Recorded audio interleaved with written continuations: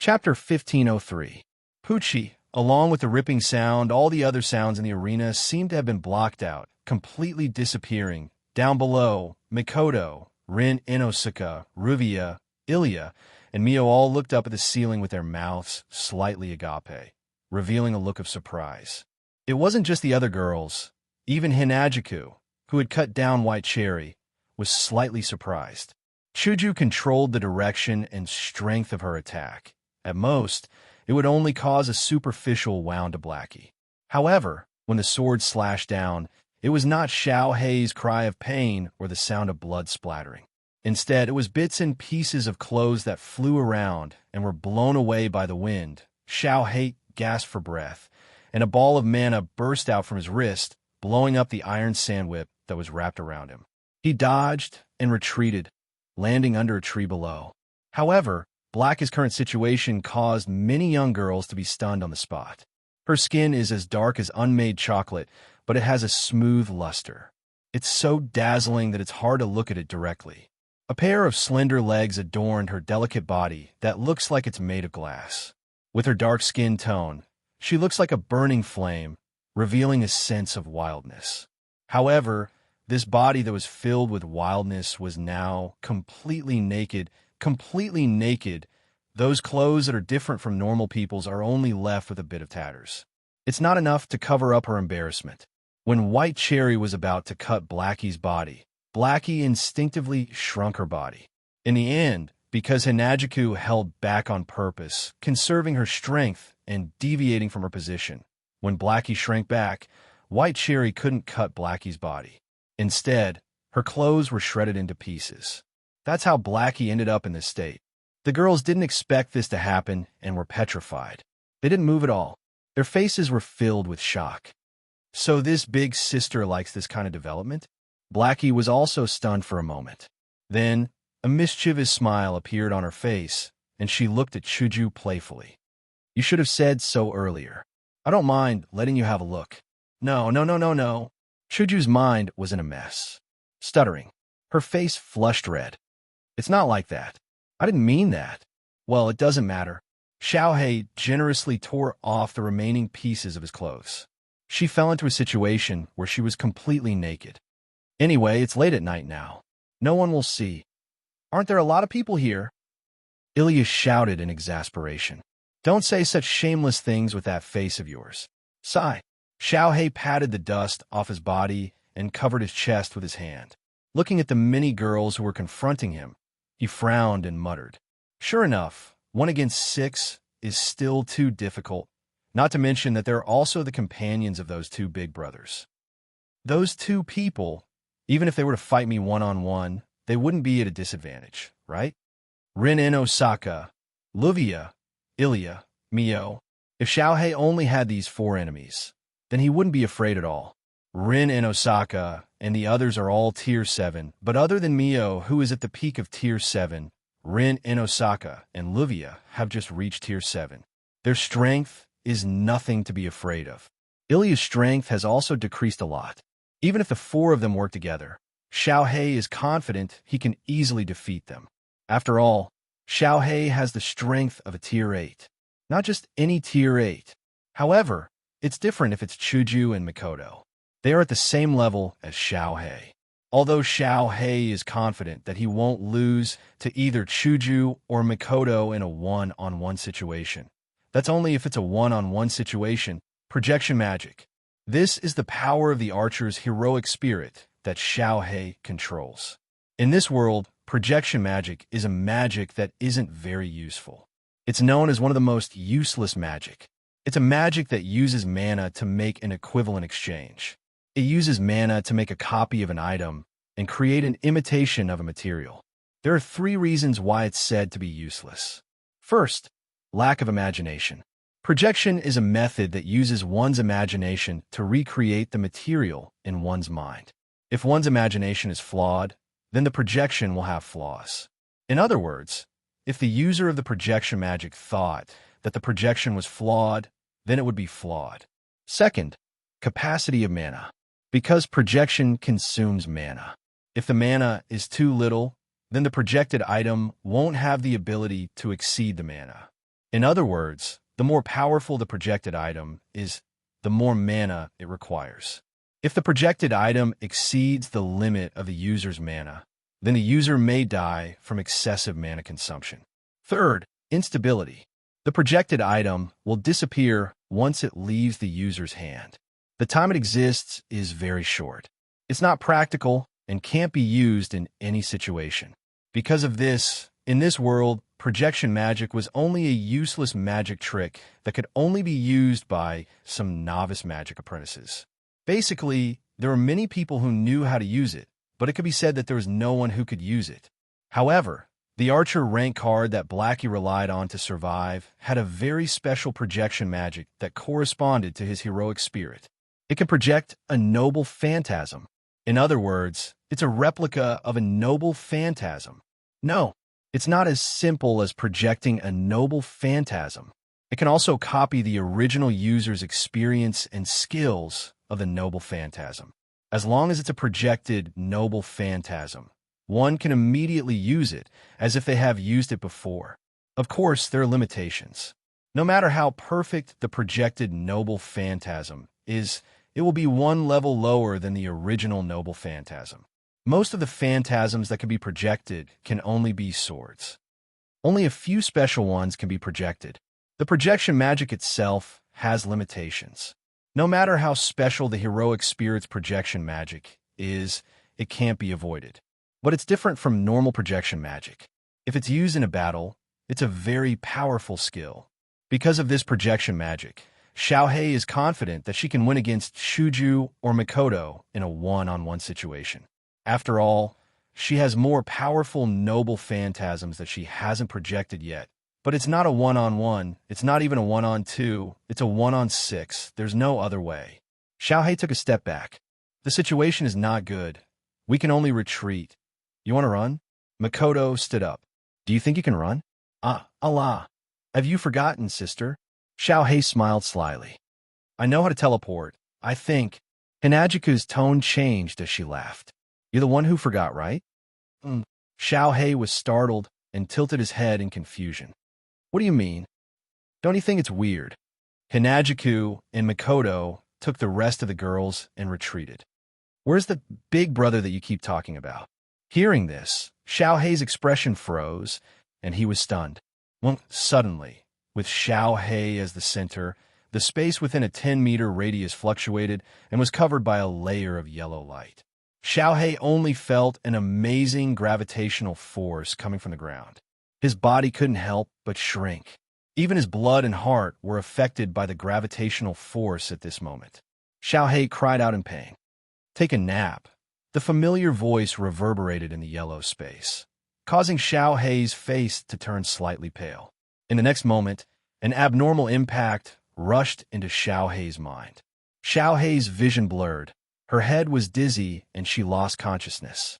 Behind Xiaohei, who was slowly falling down, a figure walked out of the void and hugged Xiaohei's smooth and delicate body, holding it in his arms. Phew!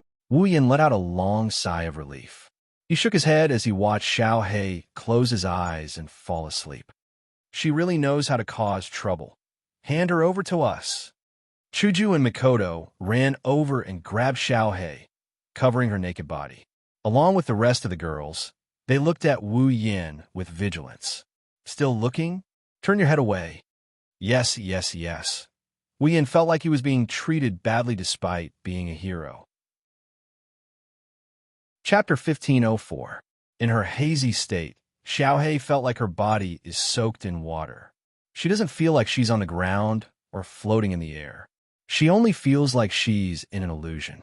My body is a bit strange. That's the only thought in Xiaohei's hazy consciousness. With Xiaohei's hazy consciousness, she can't determine what kind of situation she's in. She only knows that there's a binding feeling around her. It's like something is hanging her in the air. That feeling is heavy, but also light. In this situation, Xiaohei's consciousness slowly recovered. Her brain also regained the ability to operate. She slowly opened her eyes. The faint light began to enter Little Black's vision, causing it to subconsciously close its eyes again. Then, it opened its eyes again, revealing its amber-like eyes. Oh, Almost at the same time, a familiar voice sounded in the surroundings. Finally awake?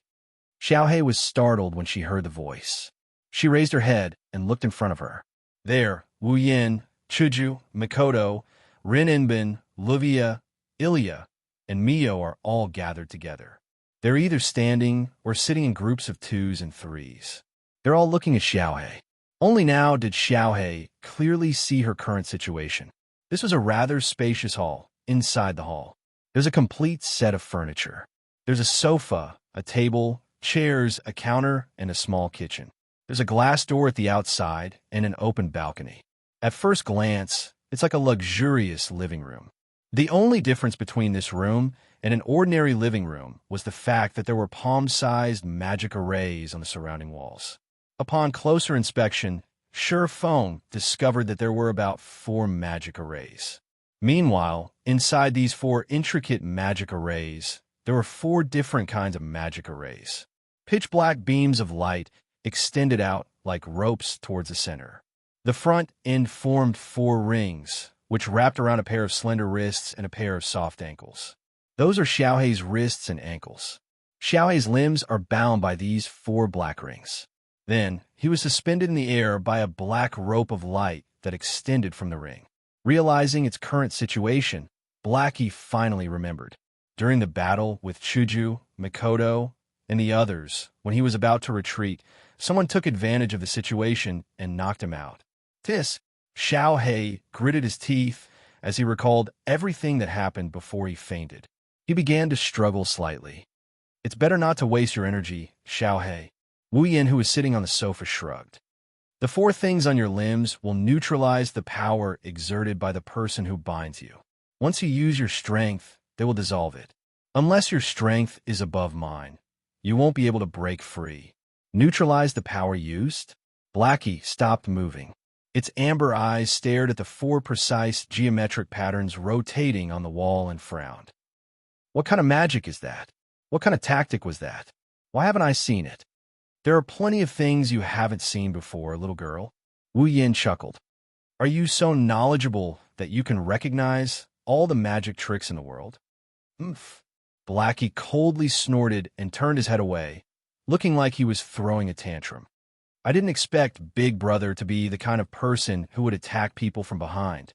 I misjudged you. Oh. Wu Yin raised an eyebrow. He walked in front of Xiaohei and pulled her cheeks. You're just a girl who has been shooting arrows behind Ilya's back. You have no right to criticize me. You, Xiaohei whimpered incoherently, as if she was resisting. Enough.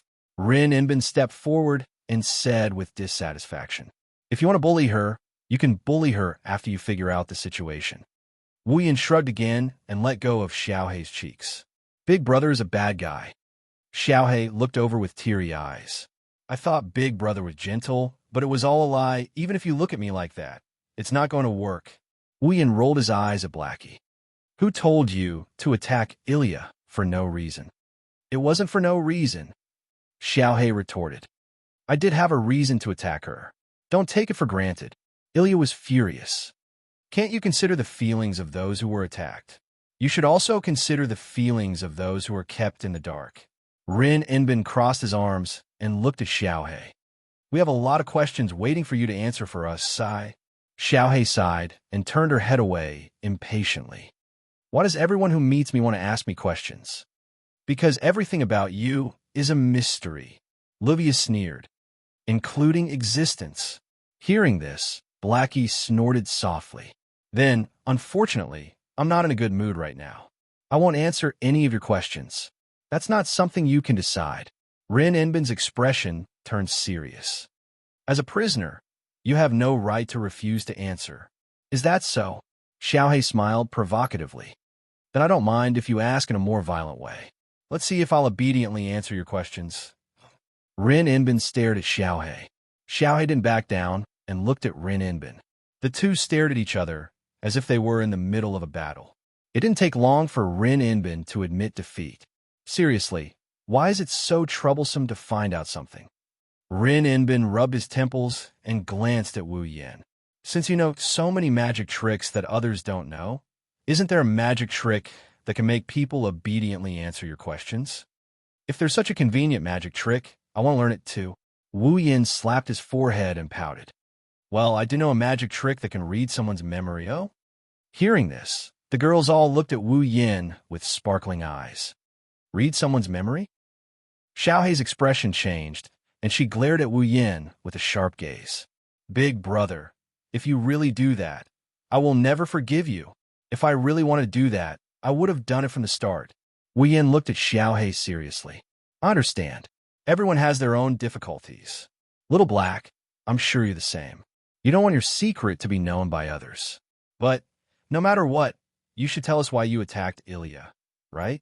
We can't just watch Ilya get hurt, right? This time, Xiaohei couldn't refute. Everyone's attention was once again focused on Xiaohei, waiting for his answer. Under everyone's gazes, Little Black lowered his head and said after a long time had passed, I just feel unbalanced. Unbalanced? Everyone was stunned. That's right. Blackie abruptly raised his head and stared at the stunned Ilya as he yelled. You think you're right?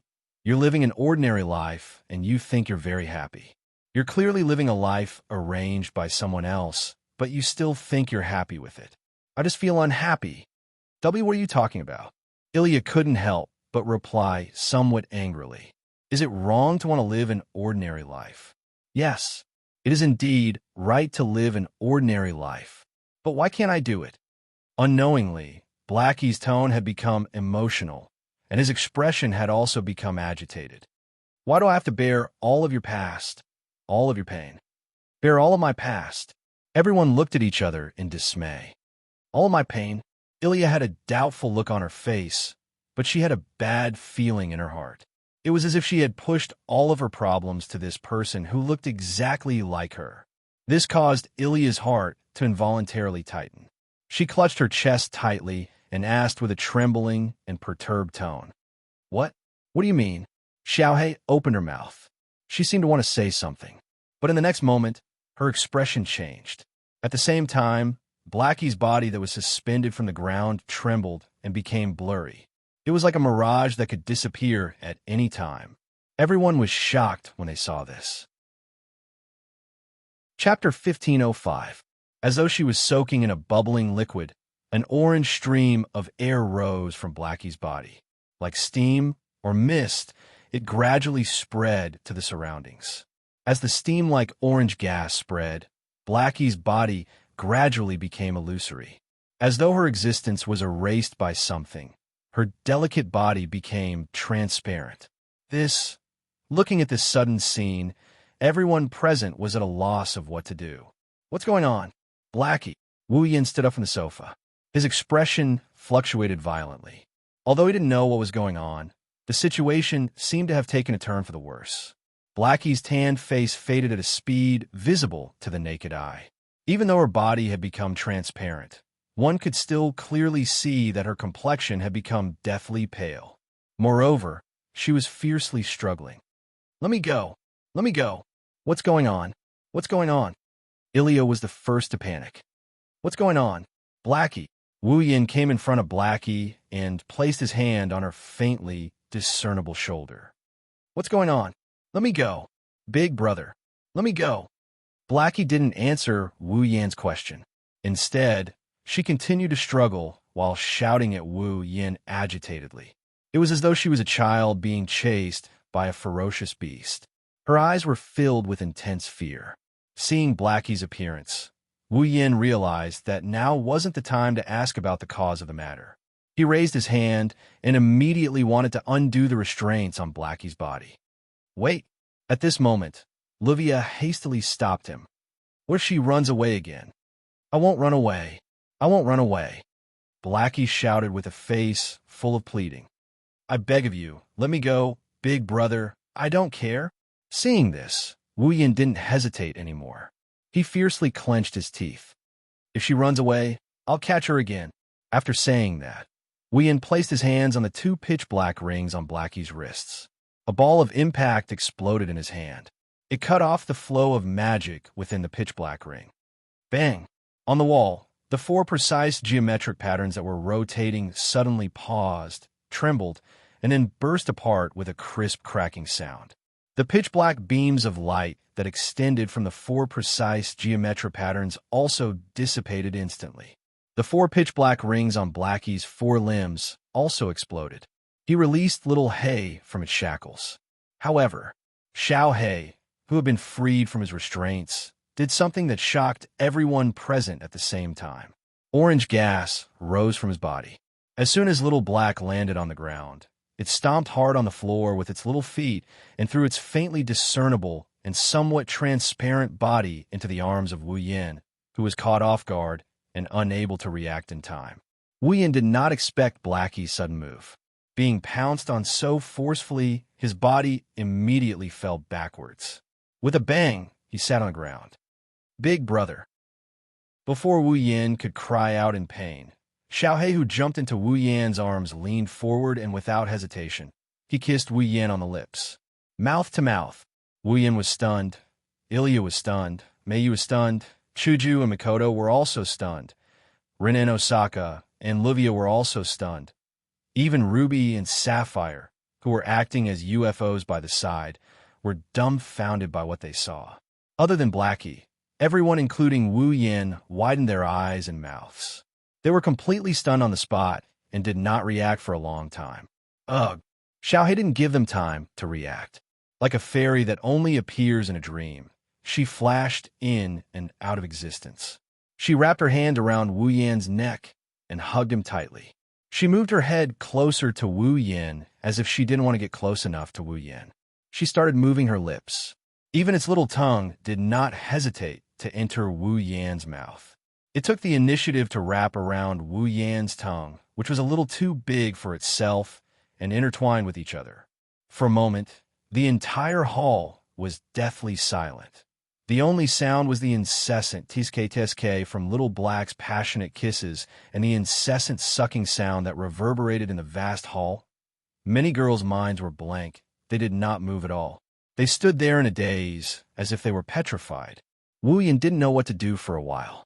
It took him a while before he came back to his senses. What on earth was Blackie doing? At the same time, Wu Yin reflexively wanted to push away the little girl in his arms. But at this time, he also realized that something was wrong. Xiao He wasn't just kissing her. She was absorbing his magic power. Wu Yin could clearly feel that the mana in his body was being absorbed by Little Black at an extremely slow rate. The mana that was being drained was only a drop in the ocean for Wu Yin. But after the mana flowed into Little Black's body, its faintly discernible body quickly returned to its original appearance. Seeing this, how could Wu Yin not understand the meaning of Little Black's sudden action?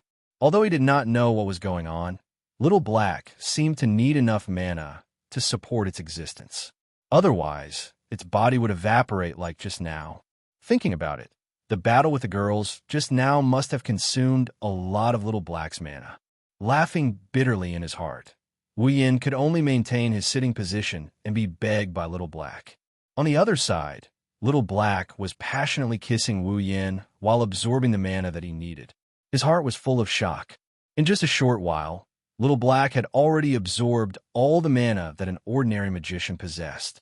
It was enough to satisfy his needs and maintain his body for a long time.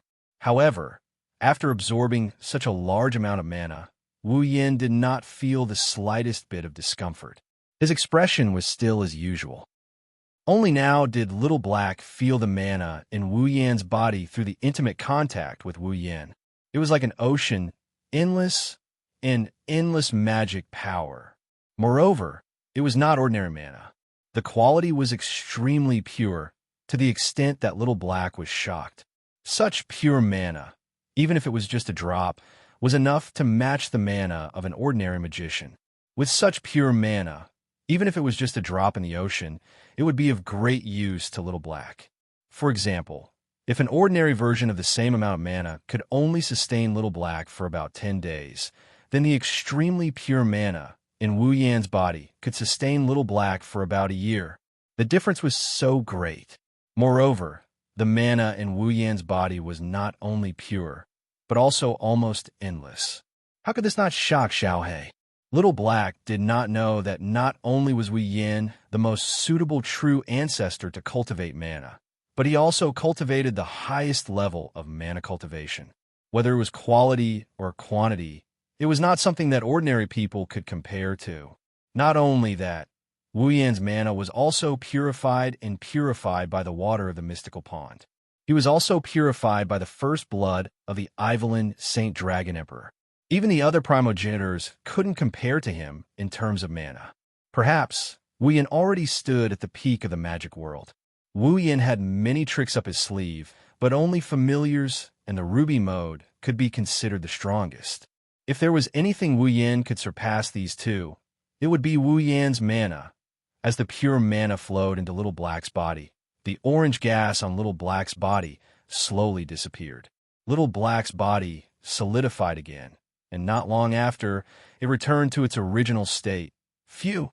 As if it was satisfied, their lips parted with a comfortable gasp, drawing a silver line in the air, making the atmosphere a little more lewd. Big brother.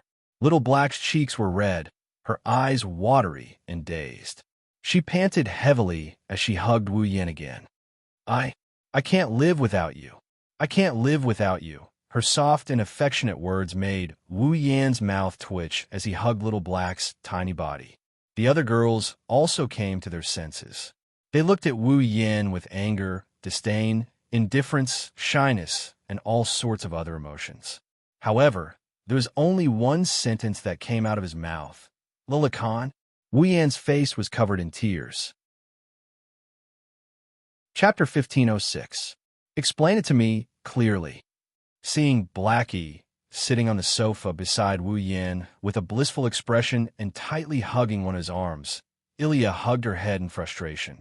You said strange words and did strange things. You strangely chased after me to kill me and strangely kissed Big Brother. What are you trying to do? Didn't I already explain it earlier? Blackie seemed to be in a good mood. She was no longer as excited as she was when she confronted Ilya. She was also not as anxious as she was when her body almost disappeared. Instead, she had a calm smile on her face. I merely absorbed a little bit of Big Brother's magic power. So, why do you need to absorb Big Brother's magic power? Ilya bared her teeth and tried her best to put on a fierce expression.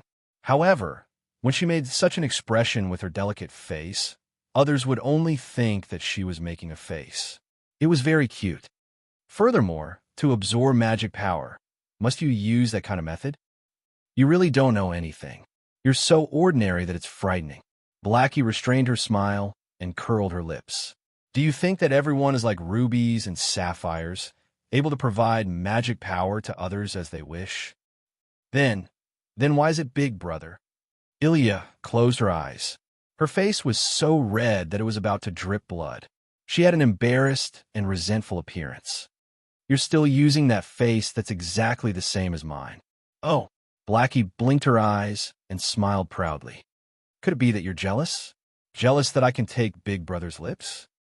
Whoa! Ilya immediately cried out. Steam rose from her head, and she weakly refuted. No, it's not like that. Seeing Ilya's appearance, the group of girls gathered their gazes on Wu Yin again. It was as if they were looking at a perverted lullicon. Their eyes were filled with coldness and disdain. I'm innocent. Wu Yin really wanted to shout out this sentence, but he knew that he couldn't. However, he knew that it would be useless even if he shouted. The entire process, the group of young ladies were all watching at the scene. Naturally, they knew who was to blame for this situation. But who told Wu Yin to take advantage of him? Since he had taken advantage of her, it didn't matter whether he was wrong or not.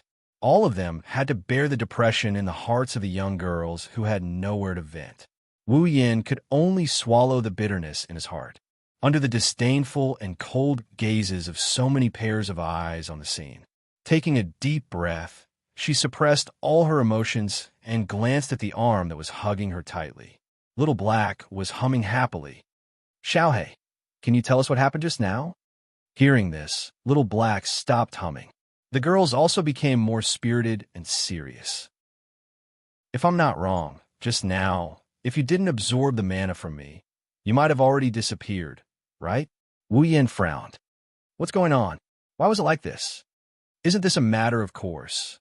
Xiaohei is still hugging Wu Yan's arm, but the smile on her face faded into a thin line. She didn't even look at the others as she answered with a nonchalant expression. I don't exist in this world to begin with. Now that I have a body, how can I continue to live without paying a price? Price? Rin Enbin frowned and said with uncertainty. In other words, paying the mana is the price for your continued existence? That's right. Little Black put one of her hands on her chest. Because of the rank card and Ilya's heroic spirit transformation, plus many coincidences, I was born. My existence is basically the same as the heroic spirits you've faced in the past. I relied on the power of the rank card in my body to materialize. Little Black's amber eyes trembled slightly. However, the heroic spirits can maintain their form in the mirror realm by absorbing the mana in Fuyuki City's veins, but I can't. So, I can only use other means to obtain the mana I need. That's... Livia lowered her voice. Absorb mana from others? Little Black didn't answer. It was a silent agreement. Wouldn't that be too reckless? Rin Inosaka shot Blackie a sharp look. Although everyone has magic power in their bodies, and even ordinary people more or less have some, if you wantonly absorb other people's magic power like this, the people who can adapt will fall into a state of exhaustion, and the people who have too much magic power sucked will go into shock. What's more, if you absorb it endlessly, it is possible that the life force will be converted into magic power. Do you know that you are harming people? I'm not going to sacrifice people's lives just to maintain my existence. I know what I'm doing. I don't need you to remind me. Little Black glanced at Rin Enbin. What's more, the mana I've been using up until now was taken from Ilya. I haven't absorbed anyone's mana until today.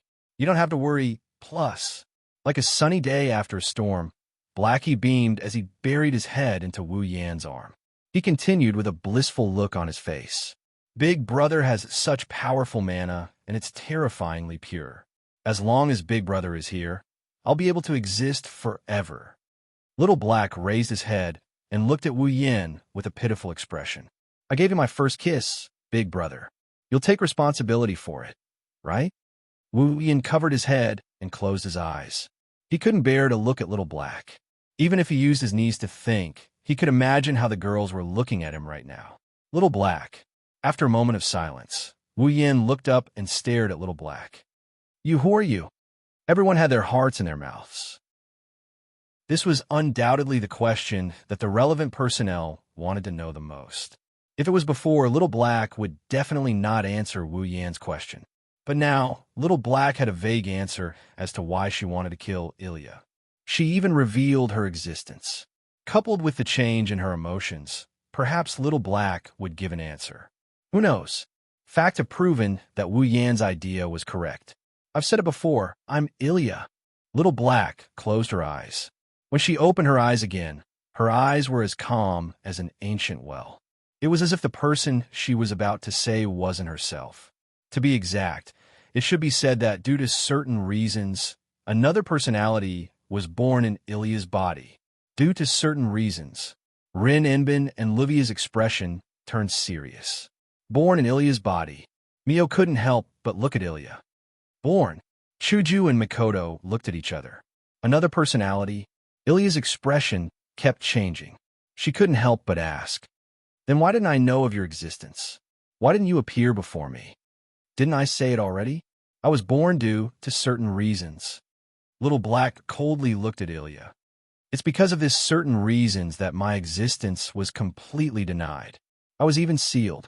If it wasn't for you displaying extraordinary willpower that day and breaking the seal in my body, I wouldn't have appeared. I wouldn't have obtained my body. You said seal? Rin Enbin was surprised. There's a seal in Ilya's body? Can you speak more clearly? Ilya bit her lips. Then what is this certain reasons? What's with the seal? What did you mean when you said that I wanted you to bear all the pain and suffering in the past? So, Little Black closely stared at Ilya. After a long time, she spread her hands. Who knows? Anger appeared on Ilya's face. Since you think it's all my fault, then at least let me know what happened to me. No. However, Blackie revealed a dispirited expression. I knew from the start that you didn't do anything wrong. I was just deceiving myself. Seeing Blackie's gloomy expression, the girls fell silent. Even Ilya's anger had unknowingly disappeared, and she powerlessly lowered her hands. Sigh. Wu Yan sighed. He raised his hand and patted Little Black's head. No matter what, Little Black, since you know that Ilya didn't do anything wrong, then don't hurt her anymore. Don't attack her anymore, okay? But Little Black slightly opened her mouth. She glanced at the silent Ilya, and then at the sighing Wu Yan. In the end, she unwillingly nodded. I understand. Everyone present, including Ilya, heaved a sigh of relief. Chapter 1507. In the end, this chaotic night came to an end in an inexplicable manner. In terms of results, the harvest could be considered plentiful. At the very least, Blackie promised that she won't attack Ilya in the future. Ilya doesn't have to live in fear anymore. This can be considered as reaching their goal of capturing Blackie. Moreover, everyone had more or less understood Blackie's existence. Using the power of the Archer rank hard to materialize Ilya's other personality. This is Blackie's true identity. Of course, there's still a lot of questions about Blackie's existence. For example, the reason why Blackie was born as Ilya's other personality. The so-called reasons that Blackie mentioned. Also, the seal that originally sealed Blackie in Ilya's body. One question after another still exists in everyone's heart. These questions can't be answered for now. Blackie doesn't seem to want to talk about this matter, so everyone can't get an answer. However, there's one thing that can be confirmed. Whether it's Ilya who has a seal in her body or Blackie who has a deep understanding of magic, their original identities are definitely not ordinary. At the very least, Ilya is definitely not a child from an ordinary family. Regarding this point, Rin and Osaka and Livia said before they left that they will go back and investigate. Ilya also has doubts about her own identity. With a heavy heart, she stepped on the road back home. Even Makoto is a bit concerned. Come to think of it, Little Black's appearance should cause these people to have a hard time, right? No, it's not only Ilya and the others who will have a hard time. Wu Yan and Ko's days aren't going to be any easier. The reason? It's very simple. I'll sleep in the same room as Big Brother. In the living room where only the four of them are left, Blackie sat on the sofa in front of Wu Yan, Hinajiku, and Makoto while puffing out her flat chest. She made such a declaration as if it's natural. The other three's expression froze. They were petrified on the spot. One room. The corner of Makoto's eyes kept twitching. She forced a smile. Isn't this a bit inappropriate? Yes. Yes. Chuju also put on a fake smile, looking like she was cautiously persuading him. He spoke with a heavy heart. Little Black, you're a girl. Furthermore, she was only a 10-year-old girl. As a 10-year-old girl, how could she sleep in the same room as a lowly of the opposite sex? You were going to say Lila Khan, right? The corners of Wu Yan's mouth twitched involuntarily. Can you be any more tactful with your words? Sisters, there's nothing we can do about it. Faced with Hinajiku and Makoto's kind advice, Blackie started to blush and fidget. I need magic power to survive. I don't even know when I need to replenish my magic power. What if I suddenly run out of magic power while sleeping and can't rush to Big Brother's side in time? What should I do? After saying that, Little Black still had a bitter look on his face, but there was a sly smile in his eyes. Could it be that the two sisters want to see me disappear? No, it's not like that. Chuju and Makoto shook their heads. The smile on their faces was as fake as it could be. But you said you need to replenish your magic power. That means, that's right.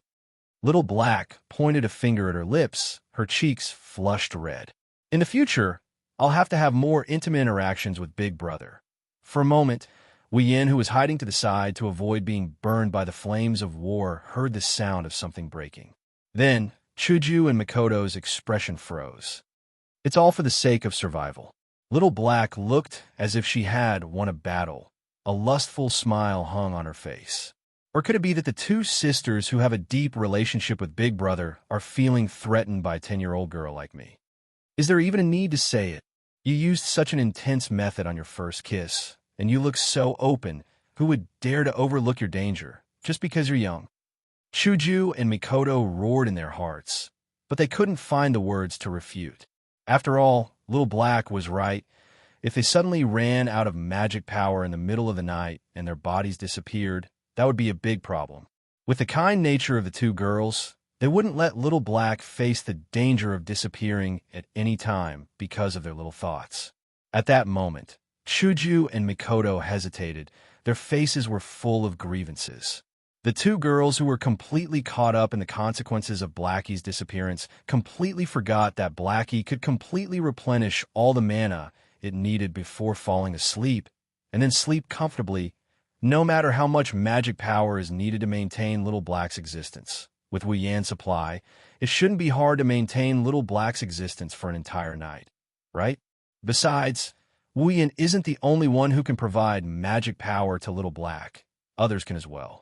For example, Chuju and Mikoto. The two girls were led by the nose just like that. They hesitated for a long time before sighing helplessly. Forget it. Mikoto gave up on herself and called out, I don't care anymore. Yan. Chuju put on a beautiful smile, but there was no smile in her eyes. She stared at Wu Yan with a warning look. Don't you dare do anything bad at night. Don't forget, Little Black is still a child, I see. Wu Yan clutched his heart, as if he couldn't take it anymore. You two already know what I'll do to Little Black, right? Who knows? Chuju and Mikoto snorted in unison, turned around, and walked back to their rooms. Little Black, who was sitting on the sofa, kicked her legs and schadenfreude. These two sisters are so jealous. Who do you think did this to? Wu Yan resisted the urge to roll his eyes and asked what he was concerned about. Anyway, tell me, how long can you last if I provide you with magic power like I did just now? Who knows? Blackie shook his head gently and stopped kicking his legs. My magic capacity was taken from Ilya, and it's limited, so the amount of magic my body can hold is limited as well. I can't generate my own magic power like normal magicians. I can only absorb from others. Little Black looked at Wu Yan with sparkling eyes. I didn't absorb the full amount of magic power in one go, but with the purity of Big Brother's magic power, it should be enough for me to live for a long time. If it's someone else's magic power, it would be much shorter. You can't generate your own magic power. Wu Yan nodded with a pensive look. Then, the magic power you need to fight is also absorbed from others, right? Little Black nodded. Wu Yan's heart skipped a beat. If that's the case, you should be able to last for a long time if you don't fight, right? It's not like that. The smile on Little Black's face disappeared. She lowered her head and her tone became depressed. My existence is maintained by consuming magic power. Just by living in this world, just by living, my magic power will be consumed little by little. If I don't get replenished one day, it will completely disappear. To be able to live like this, my existence itself is a miracle. The balcony's curtains seemed to respond. It fluttered up and down under the breeze. In the air, an oppressive atmosphere shrouded the entire hall. It made Wu Yan close his eyes, no longer able to speak. After an unknown amount of time, a pair of small arms wrapped around Wu Yan's neck. A playful voice sounded, breaking the oppressive atmosphere. In the past, with that level of magic power, even if I didn't fight, it would be depleted in a few days, but it's different now. Little Black's cheeks were flushed, the corners of her mouth curved up, looking at Wu Yan with eyes full of hope. Big Brother's magic power is incomparably pure, and it's almost endless. As long as Big Brother is here, I will definitely be able to live forever. So, Big Brother, Little Black's arms around Wu Yan's neck tightened. She pulled Wu Yan closer, her face slowly inching closer. Don't leave me. After saying that, in the vast hall, lips and tongues intertwined, the sound of breathing and sucking in breath caused by the lips pressed together. It lasted for a long time.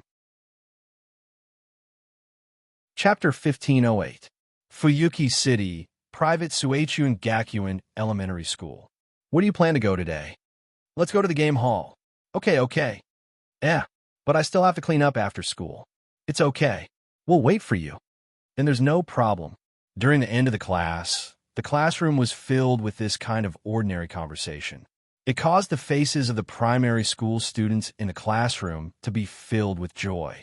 Looking at their restless appearance, they should be looking forward to the moment when school ends. Seeing this scene, Ilya sat on her seat and held her cheeks. Like an old person past her prime, she let out a long sigh. It's good to be young. Hearing Ilya's words, Sparrow Flower, who was chatting at the side, turned around and looked at Ilya. Then, she sneakily said to her companions, "Don't worry, Ilya. Why do I feel like Ilya has matured a lot in just one night?" She's too mature. NATO couldn't help but ridicule. Mature can no longer describe her appearance. She's just like an uncle. Is she sick? Long Z tilted her head. Do you want to take Ilya to see the goldfish? See goldfish? Mei was stunned. Shouldn't she go see a doctor? But Ilya's been a bit strange recently. Xiaohua crossed her arms. She pushed up her glasses. A while ago, she was also depressed. Now, she has become like this again. The Ilya in the past would not be like this. Indeed, NATO nodded in agreement. The current Ilya is just like my older sister. Every month, she would have a sad face for a period of time. My older sister said that this is the proof of a girl growing up. Could it be that Ilya is also growing up? No, impossible. Xiaohua muttered to herself. Then, the corner of her mouth twitched. A while ago, Ilya seemed to be addicted to magical girl anime and was unable to extricate herself. I don't think that people who like magical girls will grow up. Grow up? Longzi suddenly spoke like this. How about we send Ilya some anime to watch? What did you say? Xiaohua, Nanai, and Mei widened their eyes. He looked at Long Z in disbelief. You actually have that kind of movie? There's still a lot. Long Z gave him a thumbs up and grinned. His teeth shone brightly.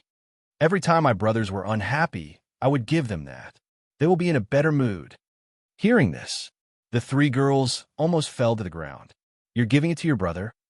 It's useless to buy it anyway. Longzi curled his lips. The strange thing was that the owner of the movie store always looked at me with a strange expression after I bought the movie. Why was that? Which shop owner is he? Keihua couldn't help but yell. He actually sold that kind of film to elementary school students. You should really take him to the police station. And then, Naigue said with a righteous expression, "Where's the store that's willing to sell movies to elementary school students?" Longzi showed an expression of disbelief. Do you want to buy it too? Of course not. X3 on the side. Ilya glanced at Finchflower, Nana Tortoise, Mimi, and Dragon Son, who were in a mess, and sighed again. It's good to be young, Ilya. Mayu, who was sitting behind, Ilya hesitated for a moment and said comfortingly, "Are you thinking about Xiaohei?" Of course not. Ilya turned her head away in a fit of pique. I'm just thinking about my own matter. Your own matter? Mayu tilted her head in confusion. Not only is there some kind of seal in my body, there's also another personality. Right now, not only has this personality become another me, it has also been chasing after me. Ilya put her hand on the desk and rested her chin on it. A layer of ripples appeared in her beautiful, gem-like eyes. If that black fellow didn't appear, I wouldn't even know that my body was hiding such a secret. It's really, really unbelievable. Ilya. Mayu looked at Ilya's back and lowered her head. She lowered her voice and asked softly, You don't tell me you have no clue about this at all? Ilya turned around. Her eyes were filled with suspicion. What clue? The matter of having a seal in your body. Mayu pondered over her words. She seemed to be looking for a way to say it that would not provoke others. She hesitated for a moment and asked tentatively, For example, is it possible for your parents to know about this matter? Actually, I thought about this problem last night. Ilya rubbed her head and smiled helplessly. Unfortunately, my parents are not at home. Even if I want to ask, I can't find anyone to ask. Then, what do you plan to do next? Mio looked straight at Ilya. How do you plan to face Xiaohei? To be honest, I don't understand what's going on with that fellow. Ilya stretched out a hand and clutched her chest tightly. Her eyes fluctuated and were filled with unprecedented bewilderment. But my intuition tells me if I know everything about that fellow, my view of the world will definitely be greatly changed, Ilya. Seeing Ilya's confusion and anxiety about her future, Mayu couldn't help but clench her hand. An unbearable expression appeared on her face. It was not only because Ilya was Mayu's best friend. It was also because Mayu seemed to see her past self in the current Ilya. In fact, even now, she might still be like this. Just like this, the two of them had their own thoughts. They fell into silence and faced Wu Yan. At this moment, the four little girls who were fooling around by the side transmitted such a conversation. Hey, everyone! Mei Mei clapped her hands and gathered the attention of Xiao Hua, Nai Gue, and Longzi. I heard that there will be a transfer student coming today. Transfer student? Unsurprisingly, such a topic was more than enough to attract the interest of elementary school students. Or rather, it could be said that even Ilya and Mei Yu's attention were attracted. Their eyes secretly looked over here. There will be a transfer student coming at this time? Gorse Flower rubbed her chin. How strange, yeah. Nai Gue also spread her hands. Mei Yu just transferred here not long ago. I didn't expect that there would be a transfer student coming. That's not the only coincidence. Mei Mei explained with interest. I heard that the transfer student this time is the same as Mei Yu. They're all from abroad. The class they're transferring to is also our class. They're all from abroad? Or our class? Longzi laughed out loud. Don't tell me that this transfer student is someone Mei Yu knows? According to the plot of the manga, Nai Gue said with a serious expression. That's definitely the case.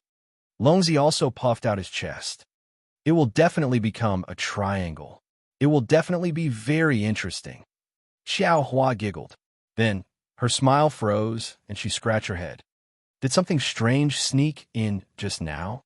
By the way, Mei Mei, Longzi, who was the amalgamation of strange things, looked at Mei Mei curiously. What's that transfer student like? I didn't see anything.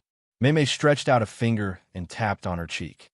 I heard that he's a very cheerful person with very dark skin, silver hair, and golden eyes. The four girls who were chatting happily did not notice that every time Mei Mei described a characteristic, a drop of sweat would drip down Ilya's face. In the end, she was already sweating profusely. Ilya. Mei was also unable to calm down. Don't tell me, aha. Ilya laughed dryly and wiped the sweat on her forehead. I have a bad feeling. As it turned out, Ilya's premonition was completely correct. Hello, everyone. On the podium, Blackie was wearing a uniform and carrying a backpack. She had a lively and cheerful smile on her face. She tilted her head and greeted everyone energetically. I'm Chloe. Phone. Eins Bellen. Everyone could just call me Blackie. In the classroom, all the children looked at Blackie in a daze. Then, all of their gazes gathered on Ilya. Ilya. Mayu's pretty face stiffened. She looked at Ilya, who was sitting in front of her. There, Ilya was already lying on the table, on the verge of death. Chapter 1509. What the hell is going on here? On the rooftop of the private Suechuan primary school, Ilya seemed to have endured for a long time. She shouted at Blackie, who was licking his popsicle leisurely while leaning on the fence. Why are you here? Ilya. Mayu was standing by the side, quickly grabbed Ilya, who seemed like she would pounce at any moment, and tried to persuade her. Calm down first, calm down. That's right, that's right. Blackie waved his hand casually. Can't you learn from Mayu and calm down a little before you speak? How can I calm down? Ilya shouted furiously. The person who wanted to take my life until yesterday suddenly came to the same school as me, the same class as me, and became my classmate. How can I calm down? Well, that's true. Blackie opened one of his eyes and glanced at Ilya. But is there a need for you to be so agitated? Didn't I promise Big Brother that I won't attack you again? Even if you don't believe me, you should believe Big Brother, right? It's not that I don't believe Big Brother. Ilya clenched her teeth and lowered her shoulders dejectedly. It's just that after you came, everyone looked at me with strange gazes. How can I stand it?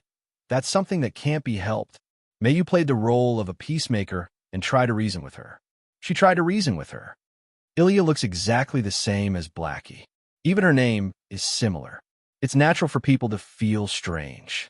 However, they definitely don't have any malicious intent. Besides, didn't I already explain it to everyone? Blackie shrugged his shoulders. I'm only your cousin. That's why my name and appearance are similar. There shouldn't be a problem, right? It's not that there's no problem. Ilya had tears in her eyes. Since you're the same person as me, you should know that Sparrow Flower and the others' thoughts are different from normal people. They'll definitely think that you're the illegitimate child of one of my parents. That's true. Blackie blushed with shame. Then, he refuted unwillingly. I just want to live the life of an ordinary child. Am I wrong? It's not a question of whether it's wrong or not, but it's too strange, isn't it? Ilya had a look of disbelief on her face. In the end, how did you manage to transfer over? This. Xiaohei smiled calmly. I mentioned it to Big Brother in the morning. Big Brother helped me with the paperwork. Brother Wu Yin handled the procedures. Mei was taken aback. He asked with uncertainty. In other words, did Big Bro Wu Yin approve of your transfer? It can't be. Ilya widened her eyes in shock. Was it Big Brother who let you out? Hey, I'm not a pet. What do you mean by release? Xiaohei pouted unhappily. Big Brother is different from you. He's very gentle. As long as you mention it to him, he'll definitely agree to it. How could this be? Ilya's face was filled with dejection. Isn't Big Brother afraid that you'll go back on your words and continue to attack me? Since I promised Big Brother that I wouldn't attack you, I definitely won't attack you. Seeing Ilya's disapproval of her from the beginning, Xiaohei's mood instantly turned bad. Her tone also turned nasty. Do you think that everyone is like you, only knowing how to cause trouble for others? The person who's causing trouble has always been you. Ilya retorted with no trace of politeness. You're an unstable factor to begin with. Even if you don't attack me, who knows if you won't attack other students in order to replenish your mana? You don't have to worry about this. Xiaohei snorted coldly. Immediately, she revealed a delicate expression. She pointed her finger at her lips. Even her tone became erotic. It's precisely to prevent this kind of thing from happening. From last night until this morning, I've been very, very satisfied from Big Brother. As satisfied? Ilya and Mei were puzzled at first. Then, they understood the meaning of satisfied. Their faces instantly flushed red. They looked at the delicate Xiaohei in disbelief. With trembling lips, they spoke with difficulty. You mean mfumph? Xiaohei slyly chuckled. She seemed to be implying something. That's what I mean. Mei immediately covered her mouth with one hand. With a red face, she muttered. From last night until now. That's right. Xiaohei held her face as if she was reminiscing. In order to ensure my survival, Big Brother has never rejected me even once. When I think about the close contact with Big Brother, the feeling of our tongues intertwining, under Xiaohei's live broadcast, like commentary, Mei's face became redder and redder. Ilya's face was so red that it almost exploded. Unable to bear it anymore, she shouted, Impure. Too impure. What impure? We're both willing. Please call it the embodiment of love, okay? Xiaohei raised the corner of her mouth. Malice appeared in her eyes as she looked at Ilya and Mei. Could it be that the two of you are jealous? Jealous? Jealous? Ilya was petrified. And no, it's not like that. Mei was so ashamed that she wanted to die. She subconsciously took a step back and almost fell to the ground. She attracted Xiaohei's meaningful gaze. Xiaohei laughed without concealing anything. It seems that the person Mei likes is Big Brother. But it's no wonder. Even Mei can only fall for Big Brother's gentle attack. Mei immediately lowered her head. Steam began to emerge from her head. She looked like she wanted nothing more than to find a hole to hide in. The wavering of her heart was completely exposed. Mei. Seeing Mei's incomparably wavering appearance, Ilya also began to waver. But soon, she closed her eyes and continued to shout at Xiaohei. I don't care. You just have to restrain yourself a bit. Don't forget that you're using my face. What if someone else sees it and misunderstands it? Misunderstand? Xiaohei blinked. Isn't that better? Ilya was unable to keep up with Xiao Hei's rhythm. I don't dare to be so certain about Mei Yu's words, but I know your feeling's the best. Xiao Hei had a meaningful expression on his face. His eyes narrowed. Even though you've been obsessed with your brother since you were a child, ever since you were saved by your big brother from the berserker's hands, you were comforted by your big brother when you fell into the fear of death. Later on, you were even enlightened by your big brother. Then you started to... Whoa, whoa. Before Xiao Hei could finish his words, Ilya shouted with the loudest voice she had ever shouted before. She angrily interrupted Xiao Hei's words. What nonsense are you talking about? What nonsense are you talking about? I'm not talking nonsense. Xiao Hei laughed happily. You can deceive others, but can you deceive yourself? If that's the case. Ilya was unwilling to be outdone and fought back. Then, aren't you the same? Maybe. Xiao Hei did not refute nor admit it. Instead, he smiled calmly. After all, I really can't leave Big Brother now. Seeing Xiao Hei's half-hearted manner without refuting, not to mention Ilya, even Mei Yu revealed an unreconciled expression. Aya. Xiao Hei spread his hands helplessly. You've bewitched 3 primary school students. Big Brother is truly sinful. No matter what. Ilya suppressed all of her emotions. As if changing the topic, she said to Xiao Hei in a serious manner. This is the school. It's not a place for you to mess around. Don't do anything that will easily cause a commotion and ruin my school life. Otherwise? Xiao Hei raised his eyebrows. Otherwise, what can you do? Whoa. Ilya puffed up her cheeks resentfully. In terms of strength, it was impossible for Ilya, who was only around the 7th stage, to be a match for Xiao Hei, who was able to use the archer's power and had reached the 8th stage. In terms of understanding, as Ilya's other personality, Xiao Hei understood Ilya even better than herself. However, Ilya did not know anything about Xiao Hei. Just like what Xiao Hei said, Ilya could not do anything to Xiao Hei. There's nothing I can do. Ilya had a sullen expression. I can only watch her closely. Chapter 15:10. On the other side, under Blackie's request, he helped her transfer to the Suichuan primary school so that she could go to school. Wu Yan, who had no idea that he had become the sinner mentioned by the 3 primary school students, had also returned home. Now, the dispute between Ilya and Little Black could be considered to have been temporarily resolved. Little Black shouldn't attack Ilya anymore. Moreover, with Mei Yu watching from the side, there was no need to worry about the 3 little girls for the time being. Rin and Osaka and Luvia should be investigating Ilya and Blackie's identity. Moreover, they should be more or less paying attention to the information about the class cards. Nothing should happen over there anymore. As for Hinajiku and Mikoto, since they have nothing to do, they held hands and went out for a stroll. In other words, Wu Yan was the only one who was idle at home. He had nothing else to do. He could finally do the work that he didn't have time to do because of Ilya and Blackie's matter. Analyze the class cards, find a method to make the class cards, and create the archer card himself to complete the second part of his demigod path mission. Sitting on the sofa in the living room, Wu Yan took out all the class cards in his hand and spread them on the glass table in front of him. Wearing heavy armor, holding a knight's sword and performing a knight's salute, Saber, a lancer who wears gorgeous clothes and holds a long spear in his hand.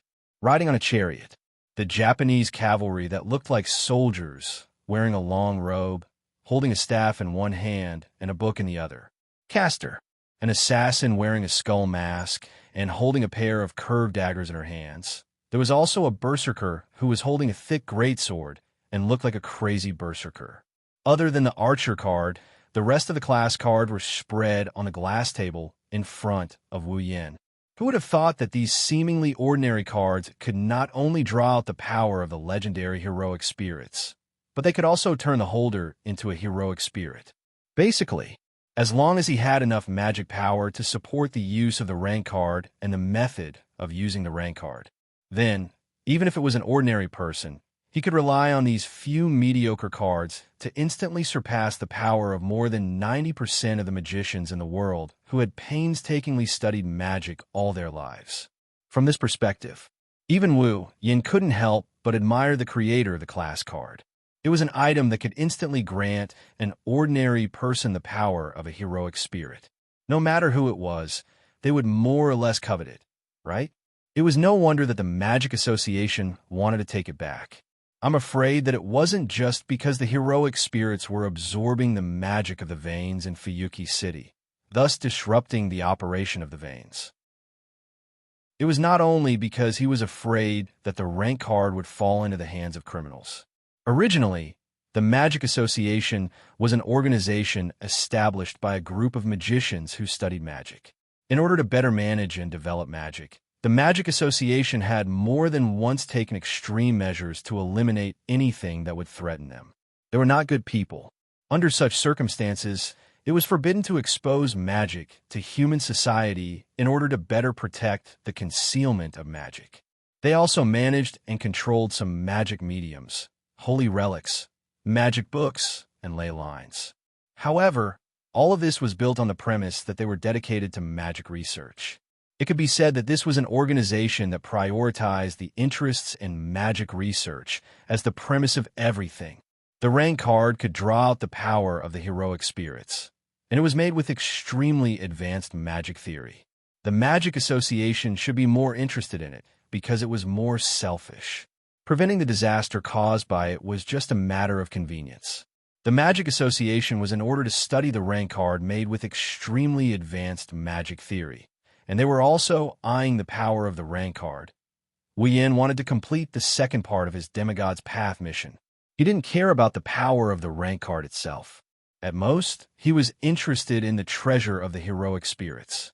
In fact, Rin and Osaka and Livia were also trying to get the second mage to accept them as his disciples through the mission of retrieving their rank cards.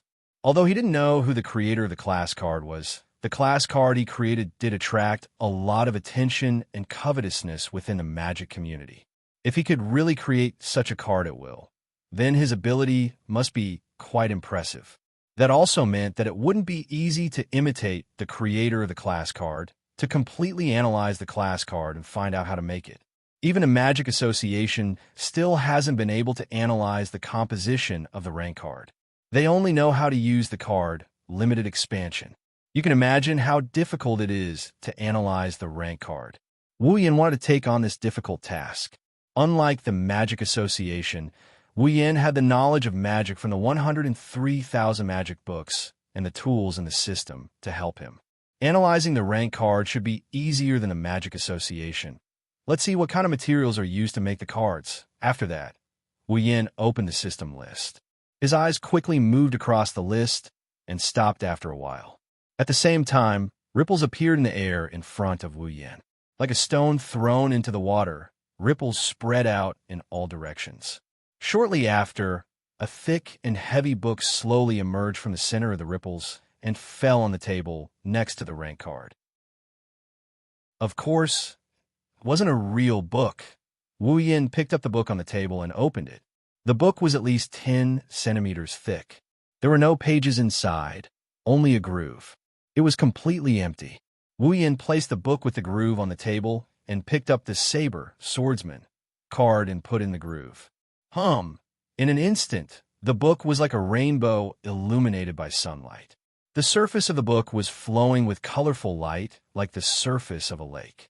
Within the groove, the dazzling multicolored lights gradually condensed together like rays of light, projecting onto the saber, sword soldier, job grade card. They moved without any pattern, as though they were infrared rays, constantly scanning the interior of the groove.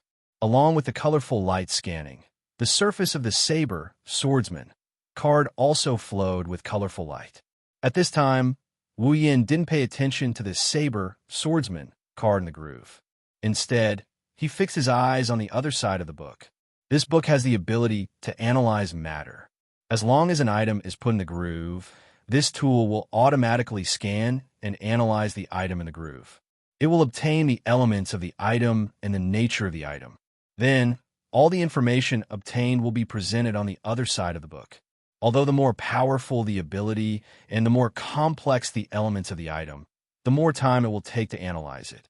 However, with the help of this tool, He believed that he should be able to smoothly obtain the information about the materials used to make the card. After obtaining the composition of the card, Wu Yin could focus on the theory and design of magic and conduct research. If he could obtain information about the theory and design of the card, in addition to the analysis of the composition of the card, then creating a card would not be an impossible task. Under Wu Yan's gaze, the saber, swordsman, card in the notch continued to circulate with a rainbow-like glow. Being scanned by the colorful rays, the other side of the book also started to show signs of activity. One by one, words appeared on the other side of the book without any warning. It was as if these words were there from the beginning, and now they were just showing their original form. It was extremely magical. These words were the result of the tool's analysis of the saber, swordsman, card. That was only the beginning. The composition of the class cards still wasn't that easy to analyze. The first information that appeared was only some of the properties of the materials used to make the class cards. It would take a long time to figure out what those materials were. However, looking at the analyzed properties of the materials used to make the card, Wu Yin was startled. He frowned in surprise. Chapter 15:11. In just a short amount of time, the properties of the materials that made up the class card were analyzed.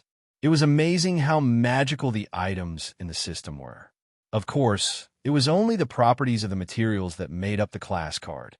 It wasn't that easy to find out what the class card was made of. But when he saw the properties of the materials that made up the class card, Wu Yan's heart skipped a beat. From the other side of the book, the properties of the materials that made up the class card weren't that complicated. Instead, it was very simple. Basically, there's only one thing. The materials that made up the class card all had the properties of carrying magic. In other words, the materials used to create the class cards were basically the same as the gems used by Rin, Enbin, and Luvia when they used the gem magic. They could all be injected with a certain type of spell, and by triggering the spell inside, they could create a magic spell.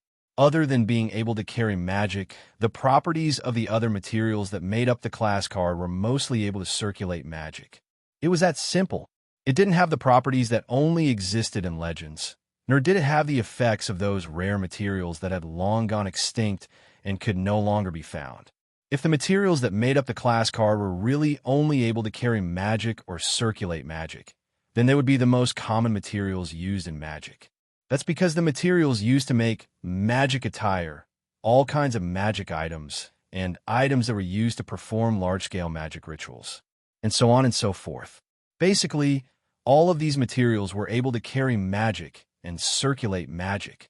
The class card that could trigger the legendary power of the heroic spirits was actually made of such common materials? Could it be? Wu Yin had such a thought in his mind. The basis of the class card is actually to use magic to summon the heroic spirit's power and infuse it into the card for people to use. It wasn't impossible. In the 103,000 book of witchcraft, there were some magic tricks. They could be used to summon angels from the magic catalog world and allow angels to descend to this world. There were also some angelic spells that could borrow the angel's power. In that case, in this world, there was a magic trick that could borrow the heroic spirit's power. It could even be summoned. There was nothing strange about that, right? However, fundamentally speaking, the heroic spirits had been summoned. It was impossible for them to serve him. After all, they were all famous heroes in myths, legends, and history. They were existences that surpassed the realm of humans by obtaining the faith of humans. Their existence could be said to be miracles, just like Little Black. Even if such a famous hero could be summoned by a certain magic, how could he obediently listen to the orders of the summoner and be dominated and used by an existence weaker than himself? It's also because of this that the class cards were born, right? Through this, one can borrow the power of the heroic spirit or summon the heroic spirit. Then, through some means, one can abandon the original personality and consciousness of the heroic spirit and forcefully summon its power. This, perhaps, was the true face of a class card. In other words, the materials that made up the class card itself were just magic materials that could be found everywhere, and were not the key to forming the class card. The real key was the magic that could borrow or summon the power of the heroic spirits. If he could get the method to use this magic and inject it into a card that could bear the magic, then the class card would most likely be successfully created. It's not that easy. After pondering for a while, Wu Yin laughed bitterly. First of all, he didn't know if this magic could forcefully summon the power of the heroic spirit. Perhaps it wouldn't directly summon the power of the heroic spirit, but it would summon a clone of the heroic spirit from the throne of heroes. That might not be the case. If it was a clone of the heroic spirit that was summoned, then to create a class card, one would have to think of a way to erase the original personality, consciousness, and even body of the heroic spirit, leaving only the power of the heroic spirit to be used in the creation of the class card. If it was the former, creating a class card would be much easier. But if it was the latter, in addition to the magic, he would have to find a way to erase the original personality, consciousness, and body of the heroic spirit, and leave only the power behind to create a class card. Moreover, the idea that the class card could summon the power of the heroic spirit was some kind of magic was just a guess because the materials that made up the class card mostly had the properties of carrying magic and circulating magic. Whether that was true or not, he would have to work on the analysis further. Well, Wu Yin patted his cheeks to cheer himself up. The analysis work has just started, and I already have a preliminary theory on the design and theory of the class card. In terms of progress, it's a huge gain. With that thought in mind, Wu Yin picked up another class card. While waiting for the analysis result of the Saber, Sword Soldier, class card, he started to study the theory of magic. On the other hand, Rin Inosaka and Livia were in trouble. Hey, in the courtyard of Livia's house, Rin Inosaka held his phone to his ear and exclaimed when he heard the voice from the other side. They're going to send someone else to retrieve the card. No, no way. Livia's heart was in her mouth. She couldn't help but put her ear to the phone and said anxiously, "But aren't we supposed to be the ones to retrieve the card?" As soon as she said that, an old voice came from the other side of the phone. "But you still haven't retrieved all the cards yet, right?" That's true." Rin Inosaka stuttered and laughed. "But master, you don't have to send someone else, right?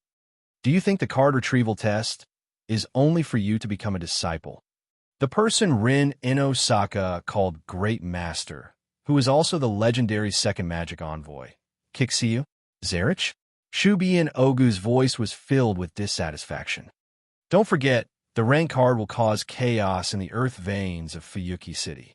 If something goes wrong, it may cause the earth veins to dry up and even affect the area above the earth veins, which is Fuyuki City. Are you okay with that?" Before the class card was retrieved, the heroic spirits in the mirror realm would absorb mana from the veins to maintain their existence. Like Blackie, there were existences that relied on class cards as attachments. If they lost the support of magic, they could only vanish from this world and return to their main bodies on the Seat of Heroes. The difference was that in a fictional world like the Mirror Realm, which was also the imaginary domain, the heroic spirits could directly absorb the magic power in the veins. They did not have to worry about not being able to replenish their magic power, unlike Little Black, who needed to absorb from others. The unrestrained absorption of mana from the ley lines, the existence of the class card had also caused the ley lines to become chaotic. If something goes wrong, and the veins of the veins are too chaotic, Fuyuki City will suffer. But that shouldn't be a problem for them to worry about. Out of the 7 cards, although one of them became Xiaohei's possession and the other 6 are in Wu Yan's possession, he has already retrieved all of them. The chaos in the veins of the veins should have been solved. "Master, maybe it's not appropriate for me to say this," Rin Inosaka said tentatively after pondering over the words in his heart. "There are some developments in my work here. Although it hasn't been resolved yet, the chaos in the earth veins may not happen again. So, there's no need to be so anxious, right? The earth veins won't become chaotic." However, the next sentence from the other side of the phone made Rin Hasaka and Ruvia tremble. Their pupils instantly shrank. "We have been investigating the situation of Fuyuki City's underground veins until an hour ago. The result is that the underground veins are still in a state of chaos, and the situation is getting worse and worse. Maybe the underground veins chaos will not happen again?" The ley lines are still in chaos. Both Rin, Inbin, and Luvia couldn't help but exclaim. The reason for the chaos in the ley lines was the 7 grade cards. Hadn't all of them been retrieved? Why hadn't the earth veins returned to normal? Chapter 15:12. Impossible. Almost subconsciously, Luvia replied. The rank cards are all ready. Luvia, Rin, Inbin hurriedly covered Luvia's mouth and stopped her from saying anything.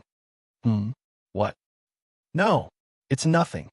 Rin and Osaka glared at Luvia and asked suspiciously. Is the ley line still not back to normal? Zelrich's voice turned unfriendly. Are you saying that I would lie to you? No, it's not like that. Rin and Osaka's mouth opened and closed.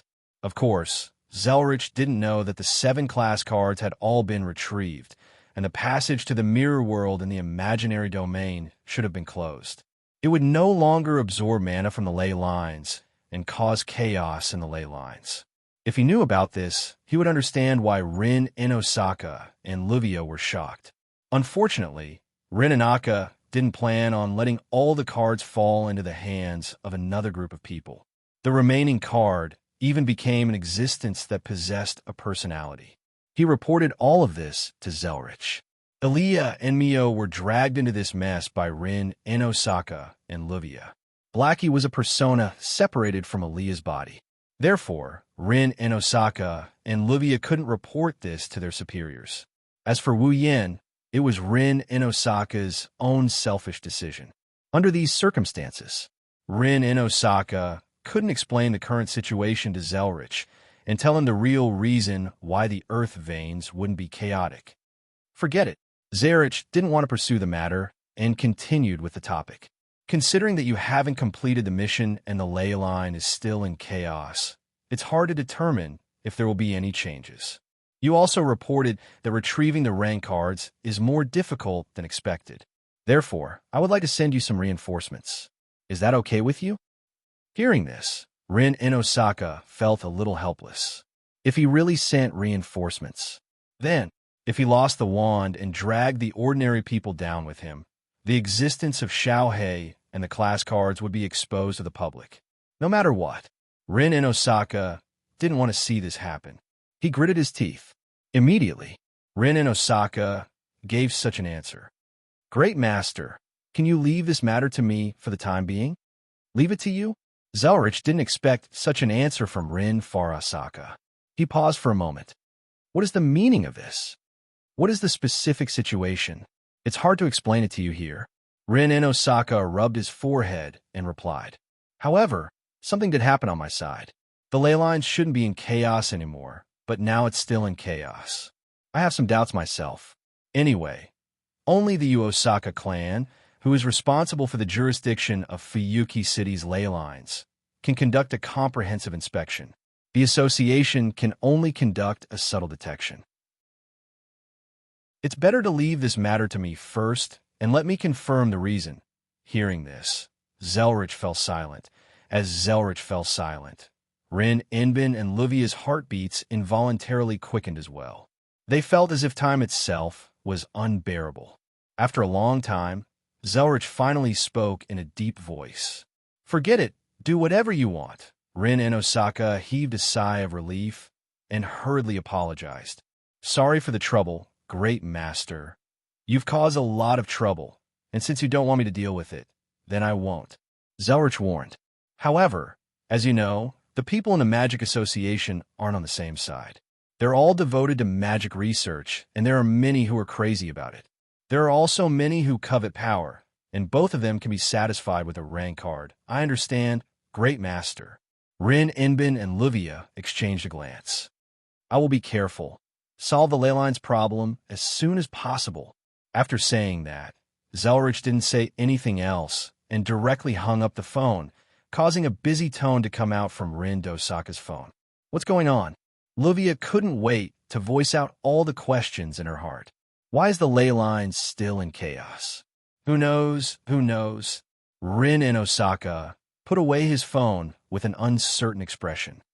The 7 class cards have already been retrieved from the mirror world, and the passage to the imaginary region has also been closed. Logically speaking, the ley lines should have returned to normal by now. Could it be because of Blackie? Livia furrowed her brows. She said it herself. Her existence is similar to the heroic spirits. Could it be because of her that the ley lines are in chaos? No, no. Rin Inosaka pondered for a moment before shaking his head in denial. The heroic spirits rely on the passage to the null realm to absorb mana from the ley lines. Blackie exists in this world, so there's no way she can connect to the ley lines and absorb mana from the ley lines. Maybe she's absorbing mana from the ley lines? Livia reminded him. Maybe Blackie knows the center of the ley lines in Fuyuki City, which is a location of the underground cavern. If she's there, then she can absorb mana from the ley lines. But she doesn't have to do that. For some reason, Rin Inosaka's tone sounded annoyed.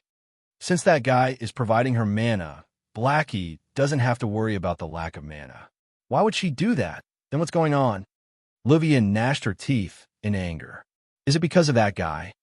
Hey, why do you keep thinking about other people? Rin Inosaka held his head in his hands. Haven't you thought about the possibility that it's because of us? We? Livia was startled. Are you kidding me? We haven't even touched the ley lines. How could? Halfway through her words, Livia's pretty face stiffened. Do you remember now? Rin Inosaka sighed. That's right. In the last card battle, in order to seal Makoto's power and Hinajika's weapon, we used the ley lines to construct a large-scale magic array. Maybe it caused the ley lines to become chaotic at that time. Who knows? It can't be. Livia's face was covered in cold sweat. We only used our mana. How could it cause the ley lines to be in chaos? But we can't be sure that it's not because of us, right? Rin Inbin pursed his lips. If that's the case, the master's backup will be exposed. What should we do? Livia took out a handkerchief and wiped the sweat off her forehead. Do you have a solution? The Inbin clan has a way to adjust the ley lines. Rin Inbin glanced at Livia. If it's because of the magic formation we created last time, I can adjust it with some time. I'm just worried that there might be other reasons. Other reasons? Livia said doubtfully. What reasons? For example, the flow of mana is obstructed. The ley lines are too narrow. There might be something blocking the flow of mana. Rin Inbin lowered his head and pondered. If that's the case, we'll have to find another solution. Seriously, why am I so unlucky? Livia grumbled as she turned around and looked at her mansion that was gradually taking shape. I thought I could relax a little after my mansion was completed. I didn't expect something like this to happen. I'm the one investigating the ley lines, not you. I haven't even complained yet, so why are you complaining? Rin Inbin couldn't help but look at Livia. Also, don't forget, we need to investigate Ilya's identity. Then, I'll be in charge of investigating Ilya Jasfel's case. Livia tapped her hand. You'll investigate the ley lines. How about it? I guess that's the only way. Rin Inosaka lowered her head as if she had accepted her fate. Even her ponytails were hanging down. She looked lifeless. Why do I feel like everything is going wrong after coming to Fuyuki City? Who did I offend? Livia laughed provocatively.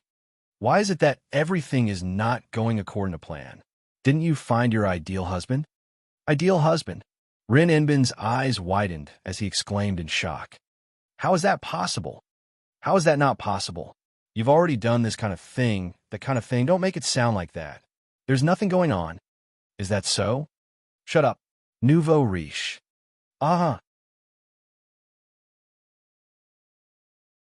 Chapter 15:13. I'm back. The door to the hall was pushed open along with a cheerful voice.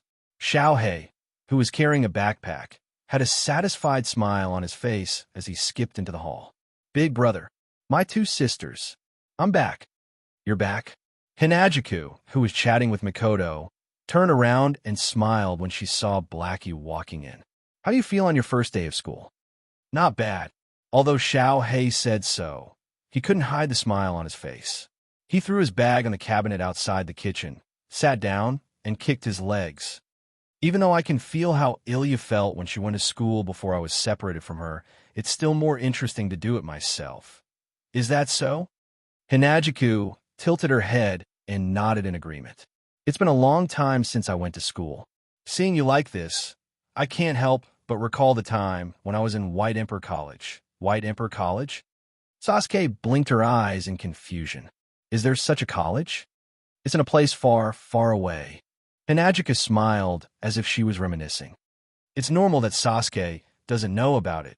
Seeing you two like this, I also remember the time when I was in Tokuwadai Middle School. Mikoto, who was sitting not far from Sasuke, chuckled. By the way, why do you two sound like mother and daughter? Mother and daughter? Hinajiku and Inoki looked at each other in dismay. Their expressions were as strange as it could get. Although Little Black and Ilya were both only 10 years old, Hinajiku was only 16 or 17 years old. For a girl of this age to have a child, it couldn't be said that they didn't exist, but even if they did, their daughter definitely wouldn't be 10 years old. Of course, Asuna was only 17 years old, and Yui looked like she was 10 years old. The two of them were mother and daughter. This was an exception. After being reminded by Mikoto, Chuju and Sasuke felt like their conversation was too much like mother and daughter. They turned their faces away awkwardly. Right? Blackie looked at Mikoto. Where is Big Brother? Mikoto didn't say anything. Instead, she pursed her lips in another direction. He signaled Little Hay to look over. Blackie looked over in confusion. Then, he saw Wu Yin sitting on the sofa. However, Wu Yin, on the other hand, is doing something weird. There was a thick book on the glass table in front of him, but there were no pages inside, only a groove. There was a dazzling rainbow-like light flowing on it. Beside the book were a few cards. There was also a card in the book's groove. Then, there was another card floating above Wu Yan's palm. Taking a closer look, Xiaohei could see clearly that on Wu Yan's palm, there was a small and precise geometric pattern that was spinning. It was emitting a strange fluctuation that was surging into the card that was suspended above. Following the influx of strange fluctuations, the suspended card also began to rotate. The pattern on the surface seemed to move like a painting that was quickly flipping, giving people a feeling that it had a life of its own. As for Wu Yan, his eyes were closed. His face was expressionless, as if he was asleep. His expression revealed a sense of serenity. That's a class card. Looking at this scene, Little Hay reflexively put her hand on her chest. In here, there was the last class card, and that was also Wu Yan's goal. Thinking of this, the smile on Blackie's face disappeared, and the look in his eyes became uncertain. Big Brother, what is he doing? Not sure if Mikoto noticed the change in Little Hay's expression. She stared at Wu Yin, who had his eyes closed, and replied, He's analyzing the class card. Analyzing the class card? Hinajika nodded vigorously, glancing at Blackie as she replied. He wants to obtain all the class cards. Little Hay's heart skipped a beat. What does this mean? Is she hinting at me? Is she hinting that Big Brother wants to retrieve the archer in my body? Little Hay's worries were unfounded. But now, there's no way to obtain the archer card. Chuju smiled as if she saw through Little Hay's thoughts. That's why he wants to fully analyze the class card and obtain the method to create the second archer card. These words seemed to have dispelled the haze in Xiaohei's heart, causing Xiaohei's amber eyes to brighten. His usual calm smile hung on his face once again. Big Brother is really amazing. Even a magic association couldn't decipher the class card, and Big Brother wants to find a method to create it. This isn't just difficult. Difficult is one thing. As long as we succeed, time isn't a problem for us. Mikoto shook her head and raised her eyebrows. I'm just worried that we won't get anything out of it no matter how much time we spend. Well, you don't have to worry about that. Wu Yin, who was sitting on the sofa, suddenly opened his eyes and smiled. Well, I did get quite a lot today. With that, the geometric pattern on Wu Yan's palm shattered into pieces. The class card floating above his palm fell to the ground and was placed on the table by Wu Yan. Yen, Chuju, and Mikoto both stood up. Big Brother. Xiaohei also got up and ran over to sit on the sofa. He hugged Wu Yan's arm and grinned from ear to ear. Did Big Brother really decipher the class card? No, it's still too early to talk about it. Wu Yin smiled helplessly. Currently, I only have a rough idea of a lunger. Speaking of which, Little Hay. Chuju walked over and looked at Little Hay. You look like you know everything, and you even relied on the archer rank card to obtain a body. Don't you know anything else? To be honest, I don't know much about the existence of the class card. Little Hay shrugged. Even though it's in my body, I don't know anything about it. Whether it's the design theory or the composition of the class card, I don't know anything about it. You don't know anything? Mikoto put one hand on her waist and the other hand scratched her cheek. You don't know anything and you can use Dream Summon. That's really well. Xiaohei said with a sigh. I can use the archer's power, but you guys better not think of me as someone who can use Dream Summon. Don't think of you as someone who can use Dream Summon. Wu Yin, Chuju, and Mikoto looked at Little Hay. What do you mean? In other words, you can't say that I know how to use Dream Summoning. You can only say that I can use Dream Summoning. Xiaohei hesitated for a moment before turning his head away. As for me, I actually have a very special ability. Special ability? You can say it's a cheating ability, Little Hay explained with a smile. For example, let's take Dream Summoning as an example. I didn't know how to use it at the beginning, but when an enemy that I can't deal with appears in front of me, and I think that I need strength, the method of Dream Summoning with a class card automatically pops up in my head. I don't know anything about rank cards, but I can still get the method to use the rank card Dream Summoning. This is my special ability. Blackie spread out his hands. By omitting all the necessary processes and only taking the results that I want, I'll get the answer to the problem. That's how I learned the method of Dream Summoning. Omitting the process, getting the result, getting the answer. Hinajiku and Mikoto were both shocked beyond words. This? Wu Yin looked like he had something to say, but he couldn't. Isn't that what you want? It can only be to a certain extent. Little Hay smiled mischievously. Just like the first time I met you, big brother. At that time, I also thought I need to be faster. Then, the method to use space transfer appeared in my mind. So, even though I know Dream Summoning, I don't know much about class cards compared to you guys. That's true. Wu Yin sighed. Looks like Little Hay didn't get anything. Oh? Little Hay raised an eyebrow. That's not necessarily true. Chapter 15-14. That's not necessarily true. Just as the three of them were about to give up on Xiaohei's information, Xiaohei said something else. I don't know how the rank cards are made, but I do have an idea as to why they're made. What's the purpose of a class card? Wu Yin, Chuju, and Mikoto perked up. That's right. Xiaohei's eyes gradually narrowed, revealing a solemn and heavy atmosphere. He glanced at the three people present and said word by word, Have you heard of the Holy Grail War? Holy Grail War. Chuju and Mikoto were at a loss when they heard this unfamiliar term. Only Wu Yan's pupils shrunk. The Holy Grail War. As the name suggests, it's a war that revolves around the Holy Grail. To be more precise, it's a ritual, a very large ritual. The ritual's basic purpose is to summon the Holy Grail that can fulfill all people's wishes. In other words, the Holy Grail War is actually a ritual to summon the Holy Grail War. There's a huge vein under Fuyuki City that's connected to an endless source of magic. The foundation of the Holy Grail War is to construct a spell to summon the Holy Grail and use the vein to accumulate a certain amount of magic every 60 years. To summon the Holy Grail that can fulfill all people's wishes. Of course, the summoning of the Holy Grail doesn't only require magic and a summoning spell, it also requires a key to summon the Holy Grail.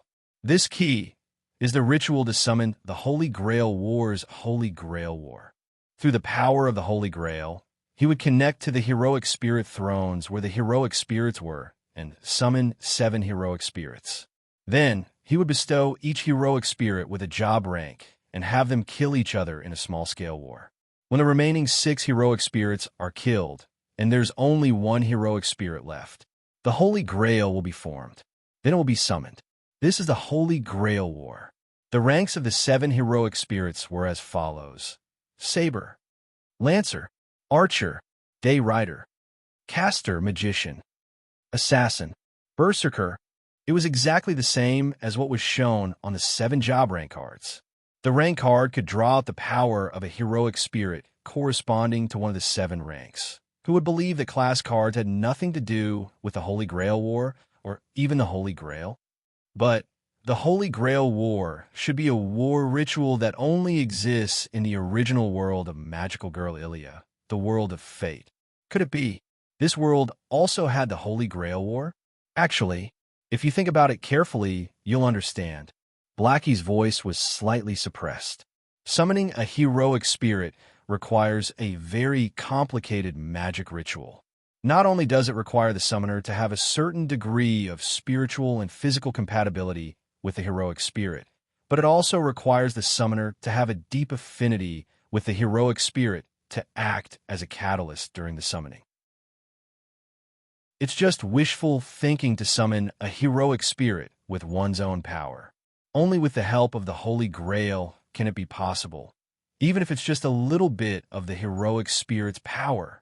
Since class cards can draw out the power of the heroic spirit, it's definitely impossible to create it with one's own power. Blackie raised its head and stared at the class cards on the table. But if there's the power of the Holy Grail as a catalyst, then it's a different story. The power of the Holy Grail as a catalyst? Wu-Yin looked at Blackie as if he realized something. You mean, that's it? Blackie picked up a class card on the table and raised it above its head. The Holy Grail War that was supposed to have 7 heroic spirits fighting each other has changed. The summoner no longer summons the original heroic spirit, but the summoned heroic spirit's power to create a card. With the card as a medium and dream summoning as a method, the magician who participated in the Holy Grail War will personally fight each other. Blackie placed the class card back on the table and looked at Wu-Yin, Chuju, and Mikoto. That's what I'm thinking. The whole place was silent, although I don't understand what the Holy Grail War is. Mikoto crossed her arms and lowered her head. But I think I understand what Blackie is trying to say. In other words, Chuju said with uncertainty, to create a class card, we have to rely on the help of the Holy Grail, right?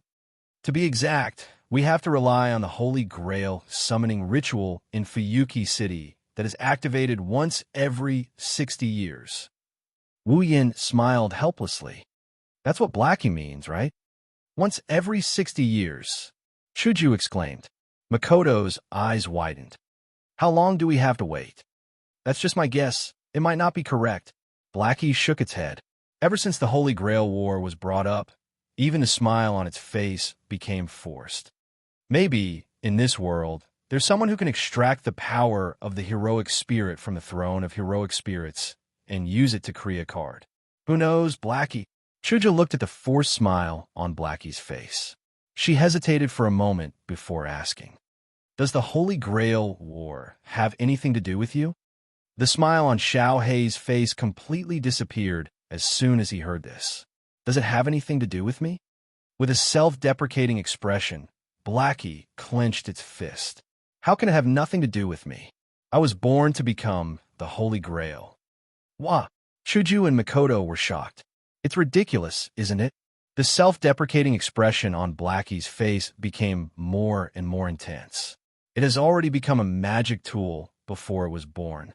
A few months after it was born, it was forcefully instilled with all the knowledge and language through magic so that it could become the Holy Grail in the Holy Grail War and become a wishing instrument. How can this be? Chuju couldn't believe it. Using me as a tool. A sacrificial lamb? Mikoto's expression turned cold. Looks like the Holy Grail War isn't a good thing after all. Magic is such a dark and bloody world. Becoming a tool is my fate that was decided before I was born. Xiao Hei clenched his teeth, and a resentful expression appeared on his face.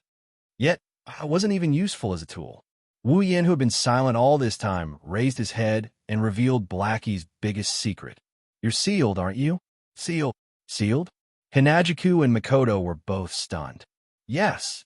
Blackie nodded expressionlessly, as if she wasn't talking about herself. My birth mother sealed everything. She sealed my abilities, my knowledge, my memories. She erased everything.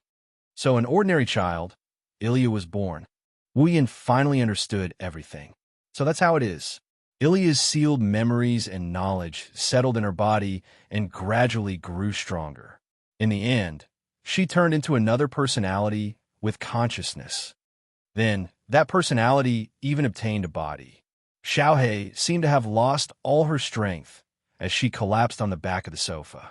She buried her eyes under her bangs so that no one could see her expression clearly. In the end, she became the current me, Blackie. Chuju and Makoto were silent.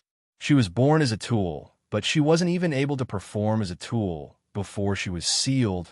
When she obtained a body again and became a real existence, she became a fake. Her existence was a miracle.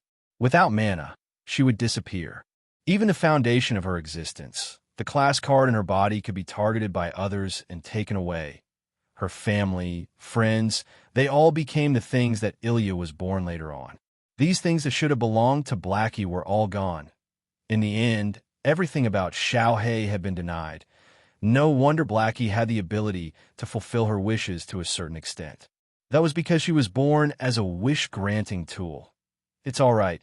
Amidst the deathly silence in the hall, such a voice abruptly rang out. Blackie was stunned.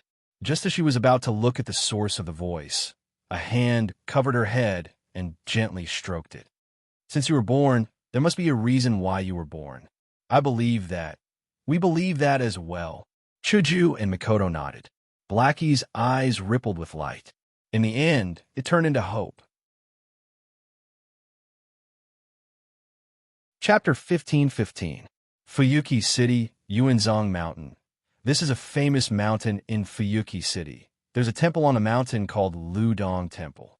It's not that famous in Fuyuki City, but it's still well known.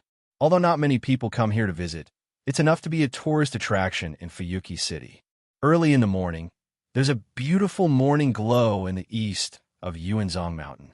The air is filled with a thin veil of mist and fresh air, accompanied by strands of golden light, dispelling the chill of the night.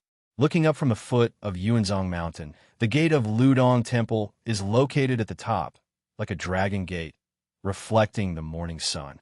A long stone staircase connected the foot of the mountain to the entrance of the Ludong Temple. On both sides of the staircase were rows of trees and flowers. At this time, some of the buds were still sparkling with bright dewdrops, appearing to be full of vitality. Usually at this time, even if it's the peak time to welcome guests, generally no one will come here to visit. But today, early in the morning, a person appeared at the bottom of the staircase at the foot of Yuanzhong Mountain, and he appeared out of thin air. Yuanzhong Mountain, Ludong Temple. Looking up, Wu Yin took out a map and looked at the long stone staircase. It should be here, right?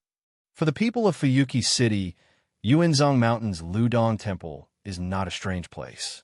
But for an outsider like Wu Yin, although this place is not difficult to find, it's definitely not familiar. What's more, he's never been here before. It's inevitable that he needs the help of a map. Originally, Wu Yin wanted to ask Blackie to bring him here, but after thinking about it, he had to give up the idea. After all, this place, for Blackie, it's definitely not a place that can make people happy. Because as the foundation of the Holy Grail War, the magic necessary for the Holy Grail War ritual is absorbed and stored here. It takes about 60 years to store enough magic.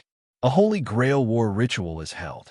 The ritual that supports the descent of the Holy Grail is directly below Yuanzhong Mountain's Ludong Temple. It was because of the existence of this ritual that the Holy Grail could descend. Only then could the Holy Grail War be carried out. Only then could the magicians who participated in the Holy Grail War rely on their own strength to summon heroic spirits with the help of ritual magic arrays. Therefore, Wu Yan's purpose in coming here was very obvious. He wanted to see if he could find some information about the creation of class cards from the ritual magic circle that supported the Holy Grail War. Xiaohei was right. Summoning heroic spirits was a major task that no one could accomplish. It couldn't be said that there was absolutely no one who could connect to the seat of heroic spirits with their own strength and seize the power of the heroic spirits. However, compared to this, it was more likely that someone had used the help of the Holy Grail, or in other words, the ritual magic array to extract the power of the heroic spirits and used it to create cards. If that was the case, the possibility of obtaining the method to create class cards would be a little higher from this ritual tactic magic array. In any case, there was nothing wrong with coming here to check out the ritual magic formation. Folding the map in his hand, Wu Yin was just about to lift his foot and walk up when a voice suddenly sounded behind him. "Why are you here?" A voice full of shock, surprise, panic, and other emotions echoed on the quiet mountain path without any warning and entered Wu Yan's ears. Then, a series of messy footsteps sounded from near to far away, as if they were gradually going away in a panic. Wu Yan stopped in his tracks and turned his head to look at the source of the sound. The first thing that entered his sight was a pair of black ponytails. They were swaying up and down at a fast and urgent frequency, gradually moving away into the distance. Seeing this, Wu Yan didn't even need to think to know who the owner of the two ponytails is. Thus, he calmly uttered this sentence. He calmly said, "If you really ran away, next time it won't be a forced kiss, but a stripping of your clothes." This light sentence turned into a clear echo on the quiet mountain path and spread out. In the next second, the pair of ponytails that were swaying up and down at a fast and rapid frequency, gradually moving further and further away, suddenly stopped. Wu Yin wasn't in a hurry. He turned around and continued to look at the stairs leading to Ludong Temple. This time, however, he wasn't in a hurry to leave. He stood in place and waited quietly with a calm expression, even a trace of a smile on his face. Not long after, a series of hesitant footsteps slowly approached, followed by an indignant voice.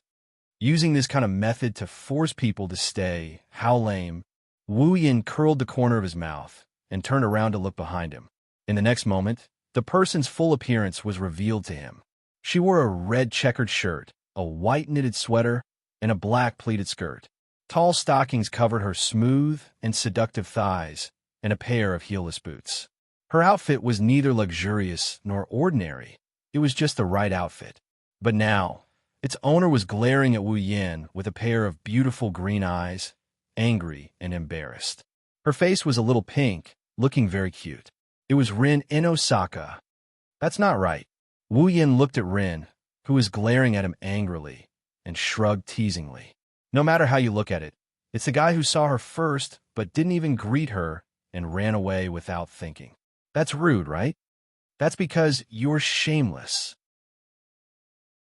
The anger in Yusaka's green eyes became even more intense, and the pink on his cheeks also became more intense, with a feeling of shame and anger. "Who told you to what did I do to you?" Wu Yin looked at Rin and Osaka's blushing face and stuttering. "Why don't you tell me?" "Yes to me." Rin and Osaka bit his lips and stared at Wu Yin. He looked like he was about to cry at any moment. It was very cute. After stuttering for a while, he screamed like a madman. "In any case, he did something outrageous to me. Is it something that's too much?" Wu Yin laughed maliciously. Rin in Osaka instinctively took a step back. He crossed his arms in front of his chest and looked at Wu Yin cautiously. I'm warning you. I'm here to do something important. I don't have time to play with you." "Oh?" Wu Yin was surprised for a moment before he laughed. "So, are you saying that when you're not doing something important, you can play to your heart's content?" "You?" Rin in Osaka's eyes widened in anger. "I'm serious. I'm serious too." Wu Yin crossed his arms and looked at Rin in Osaka with a smile. "You don't believe me? Do you need me to prove it?" "Forget it." Rin Osaka raised her bag to block her front. She looked at Wu Yin like he's a pervert. She's looking at Wu Yin like he's going to devour her if she doesn't keep her eyes on him. "I'm here to do something important. If you mess around, I won't go easy on you." Then, Wu Yin turned his eyes and he pointed at his own cheeks. "Kiss me and I'll forget about it. How about that? Kiss you." Rin in Osaka blushed and glared at Wu Yin. "You wish? Don't jump to conclusions so quickly." Wu Yin interrupted Rin in Osaka. He looked at Rin in Osaka with a half-smile. "Now, come over and kiss me yourself, or let me take the opportunity to bully you. Which choice is better?" You're shameless." Rin in Osaka's eyes were filled with tears. She hesitated for a moment before biting her lips and walking towards Wu Yin. Okay, I'll kiss you now, but you're not allowed to kiss me again. That won't do. Wu Yin rejected her without hesitation. Only after you finish your business. Damn it. Rin Inbin looked furious as he glared at Wu Yin. Wu Yin is like a dead pig that isn't afraid of boiling water. Rin Inbin had no choice but to stand on his tiptoes and give Wu Yin a peck on the cheek. Just as she was about to kiss him, Wu Yin turned his head and Rin Inosaka's kiss landed on Wu Yan's lips. You. Rin Inosaka jumped away like she was electrocuted. Wu Yin laughed out loud again. He didn't expect Rin Inosaka to have such a cute side. Chapter 15-16. The ley lines are in chaos? Wu Yin exclaimed as he walked on a mountain path in the forest of Yuzo Mountain. But didn't we retrieve the 7 grade cards that disturb the ley lines? Why would the ley lines be in chaos? I would like to know the answer to that as well. Rin Tozaka, who was leading the way, replied. If I knew why the ley lines were in chaos, I wouldn't have come here to investigate and I wouldn't have met you. That's true. The Tozaka household is the owner of this land, after all. Wu Yin ignored the second half of Rin's sentence and scratched his face. However, could it be that the reason for the chaos in the earth veins is because you used the mana of the earth veins to construct a magic array the last time? How is that possible? Rin Tozaka's expression was somewhat guilty when he said this. The Tozaka household is the owner of the ley lines, and I am the current head of the household. If borrowing a bit of the ley lines mana would cause the ley lines to be in chaos, why would I do it? Well, you're right. Wu Yin glanced at Rin's guilty expression. He didn't say anything, and he shrugged. I hope you messed up the ley lines last time. That way it would be easier to deal with. You're so noisy. Rin Tozaka quickened his pace without looking back. You don't have to tell me that. Don't walk so fast. Wu Yin hurried to catch up. I don't know the way. I might get lost later. What if I lose my temper and destroy the ley lines along with the ley lines? Don't you dare use such a casual tone with me. Rin Inbin turned around, and he glared at Wu Yin with a fiery glare. By the way, what are you doing here so early in the morning? As for the reason, it's a long story. Let me get straight to the point. Wu Yin casually said something that made Rin's heart skip a beat. There might be a way to create a grade card here. The way to create a class card.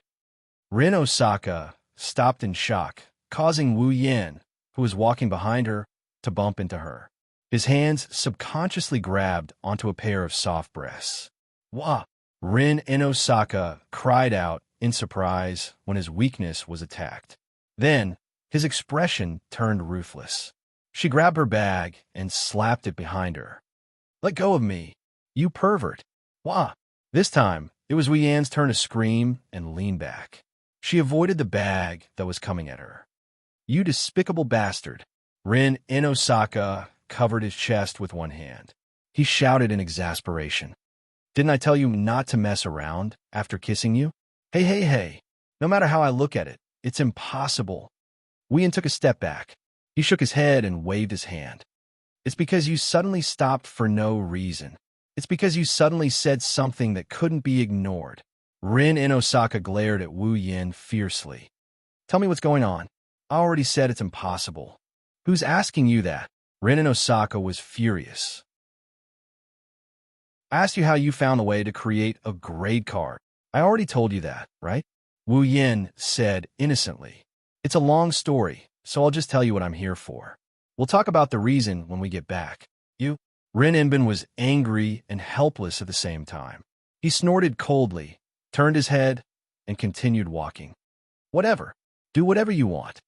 Seeing Rin Inosaka walk away in a huff, Wu Yin smiled like a child who succeeded in his prank. For some reason, Wu Yin couldn't help but want to tease this arrogant and barbaric young lady.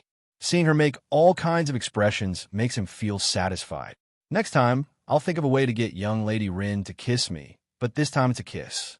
With that, Wu Yin put his hands behind his head and leisurely followed behind Rin Inosaka.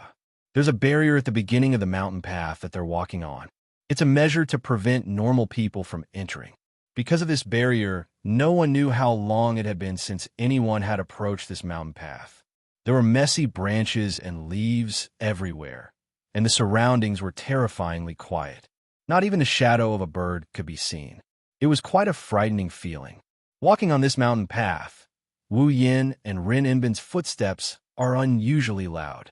Their footsteps even turned into echoes that reverberated in the air. The sound of their feet stepping on tree leaves and branches reverberated in the air. After walking for who knows how long, a rock wall appeared at the end of the mountain path. At the bottom of the rock wall, there's a gap that can only allow one person to pass through. It's pitch black inside. It's not hard to imagine how dim the light is. We're here, looking at the gap in the rock wall that only allowed one person to pass through, Rin reminded him. That's the tunnel that connects to the underground cavern inside Yuzo Mountain. The underground cavern. That's where the main vein of Fuyuki City gathers. It's also the center of the Holy Grail War's ritual formation. House in Osaka is in charge of managing the land veins. They're there to directly investigate, manage, and monitor the land veins. It's also the place where the land veins are closest to the surface. Wu Yin and Rin in Osaka's destination is the underground cavern. Let's go in. Under the lead of the host, Rin Inbin, the two of them entered a crack in a wall and walked into the tunnel that led to the underground cavern. The tunnel is very narrow at the beginning. It can only allow one person to pass through. The light inside is also very dim. Therefore, Yua, you bastard, where are you touching this time? And nothing. I'm just touching the rock wall. Why did you put your hand in front of you when you're touching the rock wall? Wow, it's so soft. What is it again? You. I'm going to get mad if you touch it again. Don't say that after you've taken out the gemstone, okay? After a while, the tunnel became wider and wider. After a while, it's wide enough for 10 people to walk side by side. After walking for a while, they found themselves in a huge cavern. Looking around, Wu Yin was speechless. It's the size of 2 soccer fields and the height of a mountain. What a huge cavern. No wonder it's called the underground cavern. All right. Rin in Osaka glanced at Wu Yin. Since we're here, why don't you tell me where we can find the method to create a rank card? How would I know where to find it? Wu Yin rolled his eyes. Also, I only said that it's possible to find it. Whether or not we can find the method to create a rank card, we'll have to wait and see. With that, Wu Yin jumped onto a stone platform at the front of the cavern. He knelt down on one knee and touched the ground that was covered in dust, gravel, and dirt. According to Blackie, he should be able to reach the center of the ritual from here. Wu Yin closed his eyes. His hand on the ground began to emit a magical heat like smoke. It rose from his palm and between his fingers. Not long after, an intricate geometric pattern about twice the size of Wu Yan's palm appeared with his palm at the center. It started to vibrate with a faint radiance and started to rotate. So, we can find a method to create a rank card just like that. Rin in Osaka tilted his head in confusion. Could it be that the method to create a rank card is still hidden in the ley line? Only the in Osaka clan would be able to find the ley line. Rin in Osaka couldn't figure it out and gave up. He walked to the center of the platform and took out a stand from his bag. Holding the frame, Rin Hasaka set it up on the ground, creating a simple 4-legged platform. There were 4 iron pipes on the platform, and an ancient-looking piece of paper was tied in the middle. After setting up the brackets, Rin Inbin took out a thick book from his bag. He flipped through it and placed it on his wrist, holding it flat beside him. His other hand took out a gemstone that was connected to a pendant. Phew! Standing in front of the support, Rin Inbin took a deep breath. Let's begin. Rin in Osaka held the book with one hand and the pendant with the other. He held it above the ancient paper and closed his eyes. He began to chant an incantation. After chanting the incantation, a green light flashed on the book in Rin in Osaka's hand. Soon after, the gemstone hanging above the ancient paper also emitted a light. Chapter 15-17. Onfong begin. Beantworten Private Edie Ford Milk and Desib Jordan. Request for a response in the name of the one. Bodin. Zerstromung. Flow from the earth. Stromung. Zumblet. Flow of blood. Blut. Zumpergament. Blood on skin. Absk Day Blessing. In the gloomy underground cavern, lines of German incantation seemed to have turned into the syllables of a song, reverberating in the vast space. As the last syllable fell, the gem on Rin Inbin's pendant glowed like a crystal. It lit up the entire cavern. Rin Inbin was completely unaffected by this. His eyes were still closed as he repeatedly chanted an incomprehensible incantation. Not far away, Wu Yin is kneeling on one knee. He used magic to send his consciousness into the ground to investigate the Holy Grail War ritual formation. He didn't seem to be affected at all. He continued with his work. Inky was right. It was relatively easy to investigate the ritual magic circle of the Holy Grail War in the underground cave in the center of Fuyuki City. He was using magic to do it. Wu Yan's consciousness went deep into the underground cavern. In his mind, a huge, complex, and compact magic circle slowly appeared. That was the Holy Grail War ritual magic circle under Yuanzong Mountain's Willow Cave Temple. It was the foundation that supported the Holy Grail War. Now, this magic formation that can absorb mana from the ley lines to support the Holy Grail's descent and assist the magicians in the Holy Grail War in summoning their heroic spirits was exposed to Wu Yan's eyes without any reservations. If he could analyze it thoroughly, then as long as he has enough mana to support the Holy Grail's descent and the heroic spirit summoning, Wu Yan could do it alone. He could start the Holy Grail War ritual. Of course, it's only limited to those worlds where heroic spirits exist. It's a pity that even though the true ancestor's mana was strong, Wu Yan's demonic power is boundless after being cleansed several times. However, it's still too early to start the Holy Grail War ritual. After all, this ceremonial magic formation required 60 years of absorbing mana from the earth veins, which were known to have an endless supply of mana. Wu Yan's ability alone was not enough to start the Holy Grail War ritual magic circle. Because of this, Inky's view on the class card was more realistic. Otherwise, it's hard to imagine that someone could connect to the throne of heroic spirits and use its power to create a card. Compared to this possibility, the theory that the creator of the class card used the power of the Holy Grail to create the card was more convincing.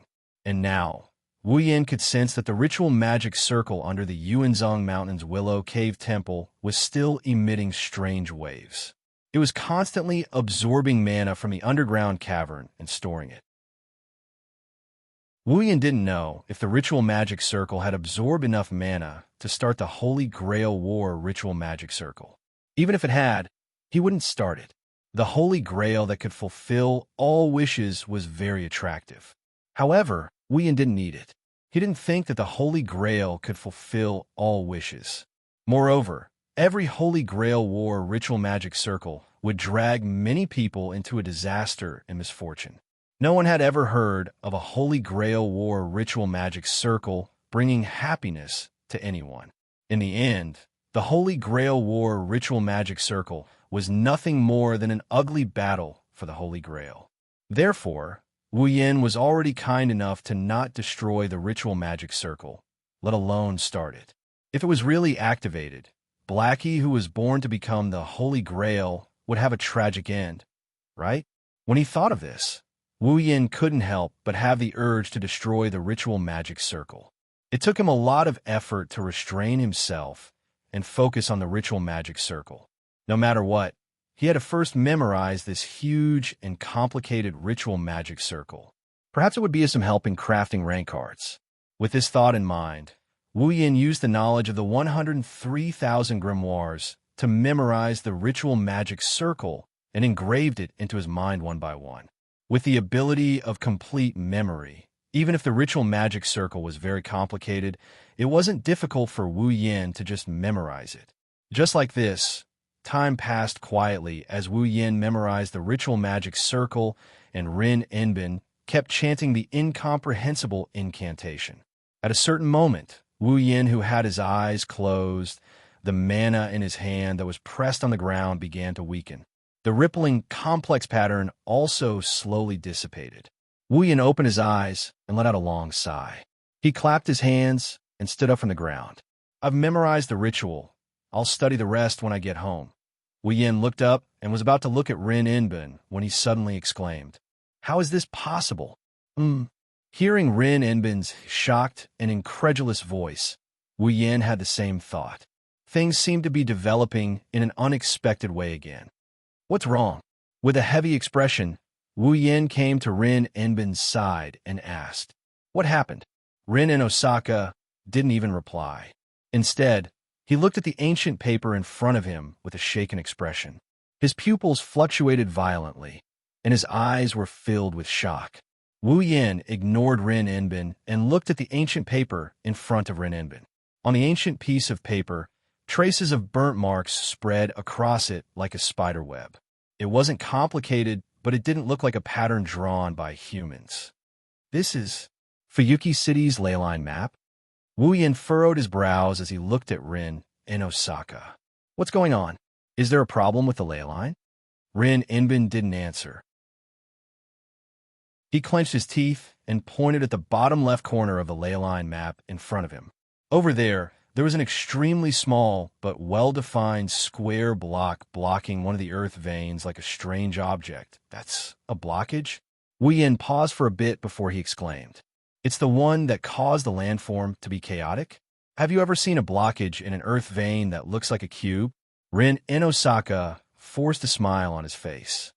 "That's a lot more troublesome than a blockage." Wu Yin furrowed his brows. "What's going on? That's not a real blockage. It's a fictional space." Rin Inbin took a deep breath and smiled bitterly. "It absorbs mana from the ley line. It's located in the imaginary realm. It's a reflection of this world, absorbing the land's mana, the void domain, this world's inverted space." Wu Yin mumbled. Then a possibility flashed through his mind. His expression changed as he exclaimed in shock, "Mirror realm, do you understand?" Rin in Osaka's bitter smile deepened. "The cube in the ley line. It's the mirror realm. That's impossible." Wu Yin took out his rank card. "I have all the rank cards. The last one is in Blackie's body. The mirror realm shouldn't exist anymore, right?" Then, Rin in Osaka stared at the square on the map. "Who told you that the mirror realm doesn't exist without the 7 rank cards? Isn't it obvious?" Wu Yin answered without thinking. "The mirror realm exists because of the rank cards." Wu Yin's words got stuck in his throat before he could finish his sentence. "Do you understand now?" Rin Inbin clenched his fist. "The existence of the mirror realm naturally proves its existence, doesn't it? The 8th rank card." Chapter 1518. The 8th tier card. Inside the living room of Wu Yin, Hinajuku, Mikoto, and Little Black's house, gasps of surprise, astonishment, and shock resounded in this small space. The 8th class card. Mayu could not hide the wavering in his eyes as he muttered in a daze. "There's an 8th tier card? That thing." Xiaohei looked at Wu Yin in shock. After Wu Yin nodded in agreement with Rin Inbin, Xiaohei sat back on her chair and shook her head in disbelief. "The 8th tier card? How is that even possible?" Wu Yin sighed when he saw Xiaohei's reaction. Just like Xiaohei, he couldn't believe the existence of the 8th tier card. After all, there were only 7 tiers in the Holy Grail War: Saber, Lancer, Archer, Rider, Caster, Assassin, and Berserker. There was no 8th tier card. In Wu Yan's memory, the original world of this world, which is Fate's world, there was a battle in the Holy Grail War where there was another job class other than the above 7. Could there be one in this world as well? The 8th tier card. Could it be the heroic spirit of another class that appeared once during the Holy Grail War in the world of Fate? If that's the case, it'll cause a lot of trouble. It's going to be a lot of trouble. I know you're all surprised. I'm surprised too. Rin Inbin spread the map on the table. He pointed at the square on the bottom left of the map and looked at everyone. But the map of the earth veins has shown it clearly. In other words, the recycling of the cards hasn't ended yet. Livia sighed. No wonder the ley line hasn't returned to normal. There's still another tier card. It's still absorbing the mana of the ley line in the mirrored realm. How can the ley line return to normal? Is there really an 8th tier card? At the side, Ilya raised her hand. Didn't Sister Rin say that the Magic Association detected a distorted mana source in Fuyuki City? That's why they knew there's a tier card. But now, there's no longer a distorted mana source in Fuyuki City. The location of the tier card this time is different from before. Rin Enbin shook his head. It's not just deep underground. It's located on the main branch of the ley line. Even a magic association can't detect it. Only the House of Enbin, who has direct jurisdiction over the ley line, can detect it. It's not surprising that they missed it. The Magic Association detected the distorted mana source and discovered the existence of the tier card. It's been about a month. Livia bit on her fingernail. Not only is the 8th card located on the main trunk of the ley lines, but it has also been absorbing magic power for a whole month. To be able to absorb such an astonishing amount of magic power, Blackie revealed a troubled expression. What a terrifying monster that is. The amount of mana the 8th tier card absorbs is far more than the previous tier cards. The amount of mana it absorbs is so much that it's making the ley line chaotic. Rin Enbin placed his hands on the table. His expression was unprecedentedly serious. So, it's very likely that the enemy is even stronger than the Saber and Berserker of the past. Stronger than Saber and Berserker? Ilya couldn't help but reveal a fearful expression. Although it wasn't Ilya, Mio, Rin Enbin, and Livia who fought the Saber, it was still a battle between the Saber and Berserker. Ilya saw it with her own eyes. Ilya was sure that if they were the ones facing Saber instead, then even if the 4 of them joined forces, they might still be defeated by Saber in the end. They might not even be able to keep their lives. It couldn't be helped. Saber was really powerful, and Excalibur's true name was even more terrifying. How could the 4 of them possibly defeat him? Unless Blackie and Ilya's body broke the seal and joined the battle. Otherwise, they would never be able to defeat the Saber with the Excalibur. As for the Berserker, it was even more terrifying. Berserker's strength was on par with Saber. Saber had Excalibur, while Berserker had 12 trials. Berserker was even more difficult to deal with than Saber. Furthermore, Berserker was able to become stronger as the battle went on. It was extremely difficult to deal with.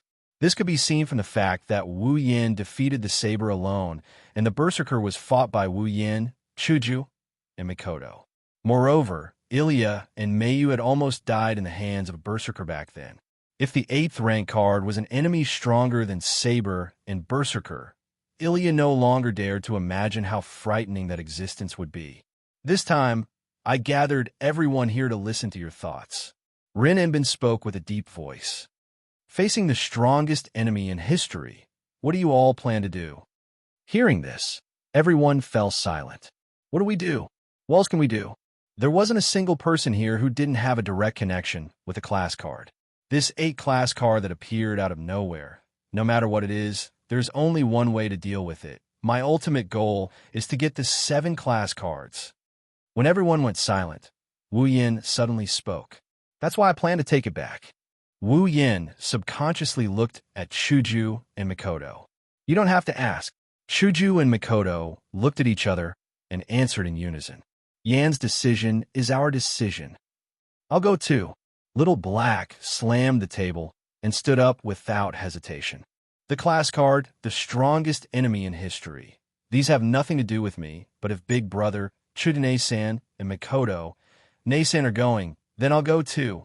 It's probably the same for us.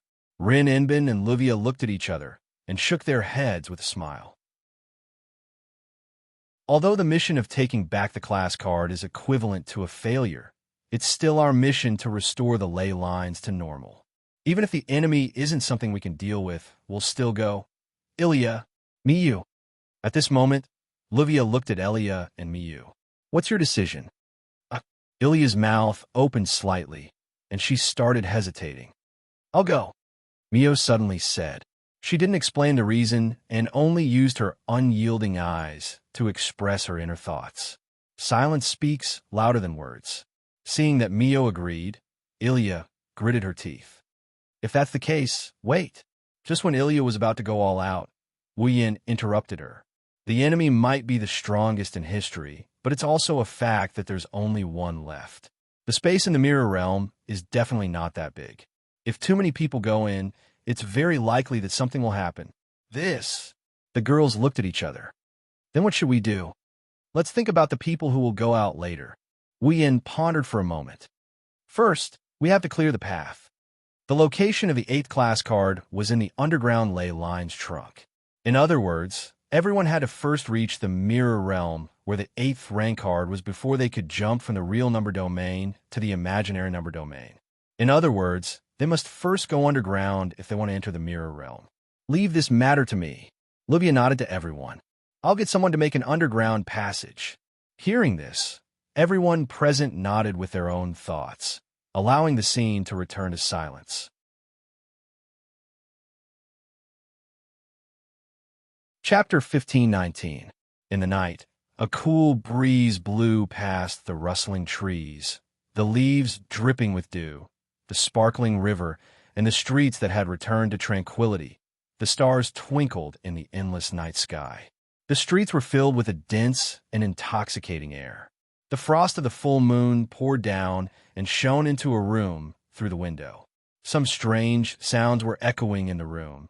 Panting, inhaling, rubbing, whimpering, such sounds seemed to dispel the cold air of the night, making the temperature of the room rise infinitely.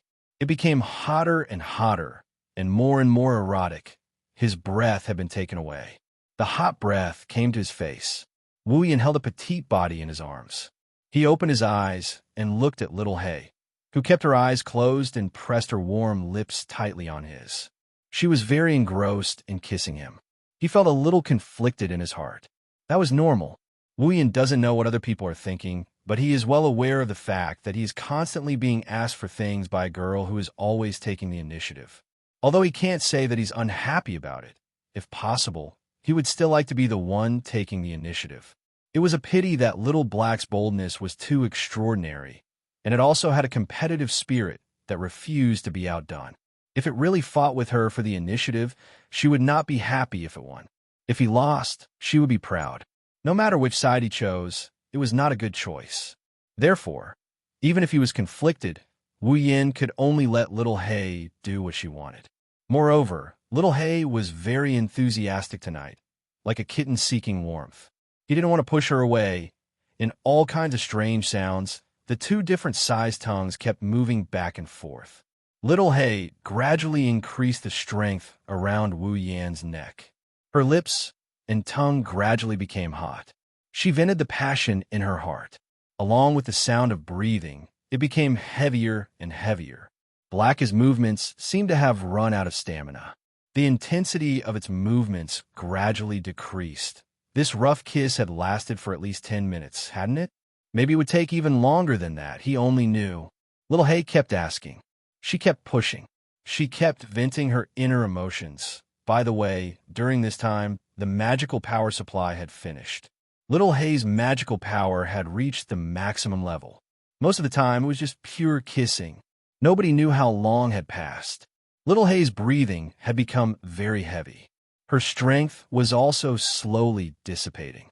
The little hand around Wu Yan's neck slowly dropped.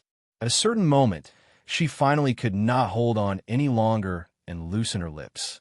Along with her loosening, the tightly intertwined lips and tongues also loosened. Amidst the most coarse panting, the battle had ended. As soon as their lips parted, Xiao Hei began to pant violently, as if he was drowning. His chest heaved up and down at an extremely fast frequency. His misty eyes sparkled in the darkness, revealing an unusual charm. Wu Yin didn't know whether to laugh or cry when he saw Blackie gasping for air like a dying dog. You're just a little girl, yet you're playing so big. Now you've tasted the pain, haven't you? No, it's not bitter at all. Blackie took a deep breath and calmed himself down. A playful smile appeared on his face. Big Brother's kiss is very comfortable. I am very satisfied. But today you are many times more unsatisfied than before. Wu Yin poked little Hei's forehead with his finger and looked straight into her eyes. Something's on your mind? Hearing this, Little Hay wanted to shake her head. But when she saw Wu Yan's unquestionable gaze, she stopped shaking her head and smiled helplessly. Sure enough, I can't hide it from Big Brother. You are too bad at hiding your emotions. Wu Yan touched Little Hay's head. You're thinking about the 8th rank card, right? There should only be 7 ranks. Little Hay was silent for a while, and then answered in a muffled voice. There shouldn't be an 8th rank. Maybe there are only 7 ranks in the Holy Grail War, but the rank card is not necessarily. Wu Yan narrowed his eyes while touching Little Hay's head. The ritual of the Holy Grail War was not activated at all. I can be sure that the Holy Grail War is not happening in Fuyuki City now. So, the rank card should have nothing to do with the Holy Grail War. The rank shown on the rank card is exactly the same as the heroic spirit of the Holy Grail War. Is it a coincidence? Blackie, on the other hand, had the opposite opinion. Heroic spirit, rank, these are the same as the Holy Grail War. Isn't it too far-fetched to say that it is a coincidence? But the ritual of the Holy Grail War was not activated. Wu Yan explained. At least, the rank card has nothing to do with the Holy Grail War now. You can't deny this, right? That's true, Little Hay said. But on the surface, she still couldn't let it go. That's natural. Little Hay had been undergoing adjustments before she was born. After she was born, she was instilled with knowledge and language. All of this was to prepare Little Hay to become the Holy Grail. Naturally, it was impossible for Blackie to not know about the Holy Grail War, and it was impossible for him to not care about it. It was perfectly normal for him to be more sensitive than the average person about the class cards. Maybe things are not as complicated as you think. Wu Yan pondered for a moment and said, think about it. Is it possible that the creator of the rank card made another card of the same rank? Same rank card? Little Hay was stunned. Although there are only 7 ranks, maybe there is more than one heroic spirit of the same rank. Wu Yan reminded her. Every job rank card corresponds to a heroic spirit that matches that job rank, but there is more than one heroic spirit that can take on the same job rank. Therefore, it's not impossible for the creator of the job rank card to create another job rank card of the same job rank, right? Big Brother, are you saying? Little Hay said with uncertainty. The 8th rank card might be the same as one of the other 7 rank cards. Yes. Wu Yan's wine-red eyes glowed brightly. Saber, swordsman.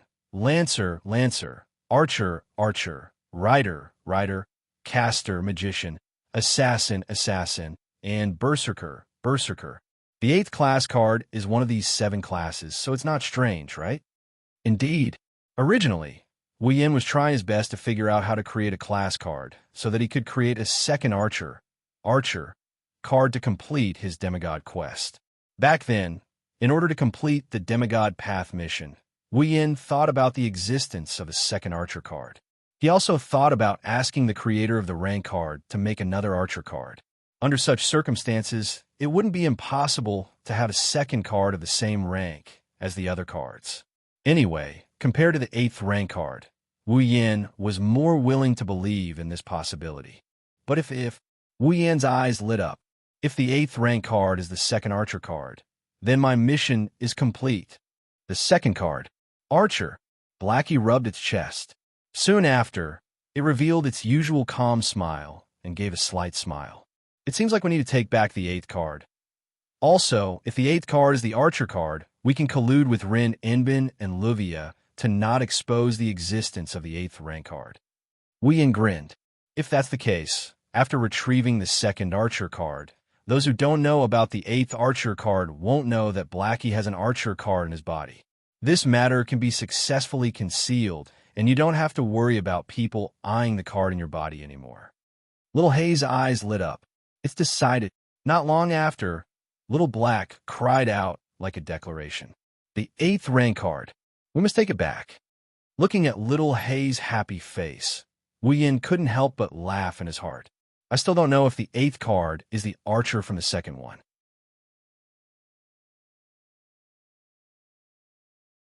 Chapter 1520. Therefore, before Luvia completed the underground tunnel leading to the location of the 8th rank card. Everyone put this matter aside and continued with their daily lives. Rin Inbin would continue to monitor the situation of the ley lines in the underground cavern. He would also monitor the changes in the ley lines and the state of the mirror realm in the imaginary domain where the rank card was located. This was to prevent the 8th rank card from causing any other changes to the ley lines. As for the others, they used the excuse of conserving their energy to not participate in the matter of the rank card before the underground tunnel was completed.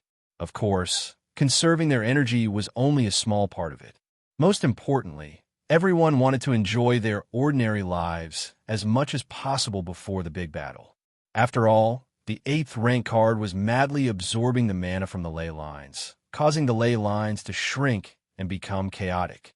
It was obvious that the enemy they were going to face next was a monster that was scarier than any other heroic spirit they had faced before.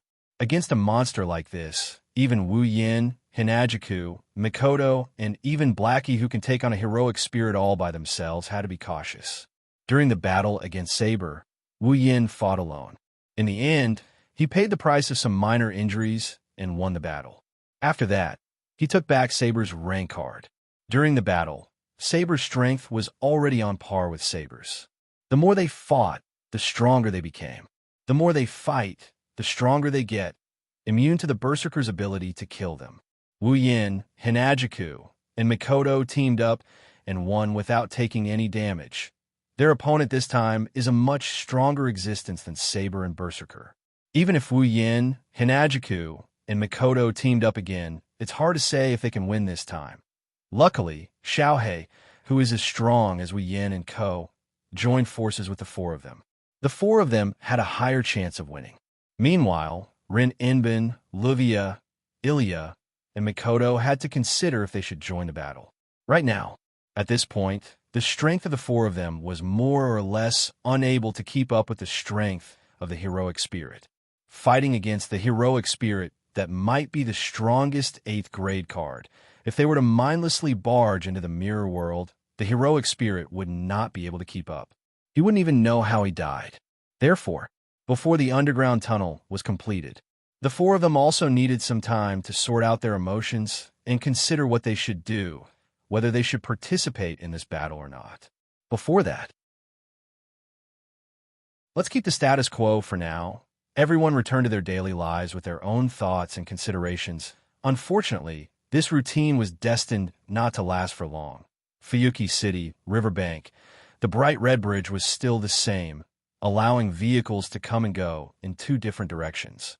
The same scene repeated day after day, causing people to feel visually tired, wishing that someone could break this extremely regular scene. At a certain time, a taxi came from the other side of the red bridge. Originally, there was nothing strange about a taxi passing through the bridge and heading to the other side. There was no need to mention it. However, compared to the other cars coming and going, this taxi suddenly made a different move. It stopped at the sidewalk on both sides of the red bridge without any warning. The sound of the engine echoed clearly. The door of the taxi was suddenly opened. A figure walked out of the car. The door of the taxi slammed shut, leaving the passenger who was still in the car a second ago. The taxi drove away without any hesitation. The person who got out of the car didn't care about the surrounding vehicles. She walked to the edge of the red bridge and looked at the river and the corner of Fuyuki City. The person who got out of the car was a girl. To be more precise, she looked like a girl. This was because she was wearing a standard male suit, a tie, and a pair of gloves with rows of strange symbols engraved on her back. Her whole body was surrounded by a fierce aura, and she didn't look like an ordinary girl at all. Pink, short hair that didn't even cover her ears. Her pupils were also pink, but from time to time, a cold light flashed in her eyes. The girl carried a straight tube that looked like a painting scroll, staring at the direction of Fuyuki City. After a long time, she spoke. Strange, a steady and powerful voice came out from her mouth. The girl's eyes became sharper and sharper as she looked at the corner of Fuyuki City. I didn't feel the distorted mana source. Distorted mana source. It was the source of the abnormal magic power emanating from the place where the heroic spirits who had lost their minds were in the mirror realm of the imaginary domain. Materialized with the help of class cards, absorbed magic power from the ley lines, and maintained their bodies. Based on this sentence alone, the identity of this girl, who didn't look like a girl at all, is definitely not ordinary. What's going on? The girl frowned. A look of doubt appeared in her sharp eyes. Now, didn't the two chairman candidates of the chronometer tower who are responsible for recovering the cards report that the cards haven't been fully recovered yet? How come there's no distorted mana source? With such a question, the girl's eyes gradually narrowed. The look of doubt disappeared and was replaced by a flash of light. It seems like there's something going on that the Magic Association doesn't know about. Oh well. Without thinking too much about the situation in front of her, the girl turned around and walked to the other side of the bright red bridge. Sooner or later, I'll have to face the two chairman candidates of the chronometer tower. At the same time, Chuju and Mikoto were walking on a commercial street in Fuyuki City. They seem to be shopping here. The underground passage shouldn't be completed so soon, right? Mikoto didn't even bother to look at the glittering stores around her. She spoke casually as she walked. Before that, are we going to live leisurely every day? Didn't Yin say so? Hinajiku retracted her gaze and turned her attention back to the matter at hand. Before the battle comes, we just need to play to our heart's content. That's true. Mikoto was a little annoyed. But Yin has been analyzing the cards all the time. He's busy every day. He doesn't have any free time, but he wants us to play to our heart's content. How can we play to our heart's content? Yin wants us to play to our heart's content. That's why he's doing everything himself. Chuju said helplessly. Although I don't want to play while he's busy. This is Yan's intention. We can't disappoint him. That's the only way. Mikoto sighed. I hope the enemy this time won't be like the berserker who has that troublesome noble phantasm. Otherwise, I really don't know how to fight. Really? Hinajiku nodded her head in agreement. She's the same level as us. She only has brute strength, but because of her noble phantasm, the three of us have to work together. Heroic Spirit's noble phantasm is really cheating. The same thing happened to Saber 2 times ago. If she didn't have Excalibur, it wouldn't be hard for Yin to defeat her. Mikoto stroked her bangs. No matter what, instead of hoping that the enemy is weaker than we think, why don't we think it's stronger, so we can prepare ourselves for a tough battle? Just like that, the two girls chatted while casually strolling down the street. If one ignored their conversation, they were no different from ordinary girls. At this moment, a girl in a suit with sharp eyes and a long tube in hand walked towards them. She didn't look like a girl at all. She looked like she wanted to create a contrast with Chuju and Mikoto. On one side, there were two girls chatting. On the other side, there was a quiet girl who didn't seem to fit in with her surroundings. The three of them faced each other and kept getting closer to each other. Until a certain moment, they brushed past each other like normal pedestrians. However, the moment they brushed past each other, the three girls, who had their backs to each other and were less than 3 meters away from each other, suddenly stopped in their tracks. Hinajiku and Mikoto, who were in the middle of their conversation, narrowed their eyes and stopped talking without any warning. They stood there motionless. The girl in the suit with the tube did the same. Her sharp eyes were filled with murderous intent.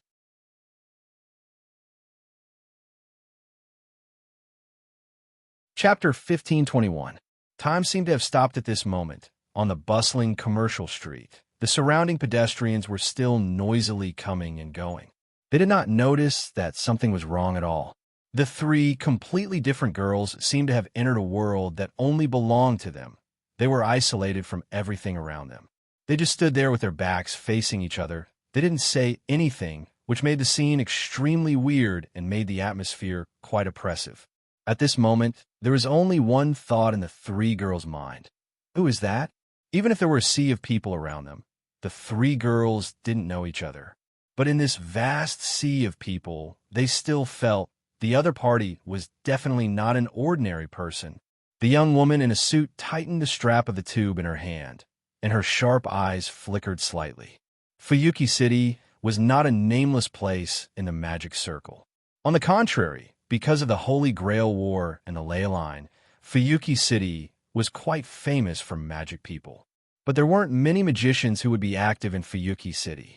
Even Rin in Osaka, who was the guardian of Fuyuki City, left Fuyuki City more than a year ago to study in the Magic Association's Time Tower. In Fuyuki City, how many magicians could there be? Not to mention a powerful magician. However, the girl in the suit was extremely sensitive to the situation. The two girls behind her were definitely not ordinary people.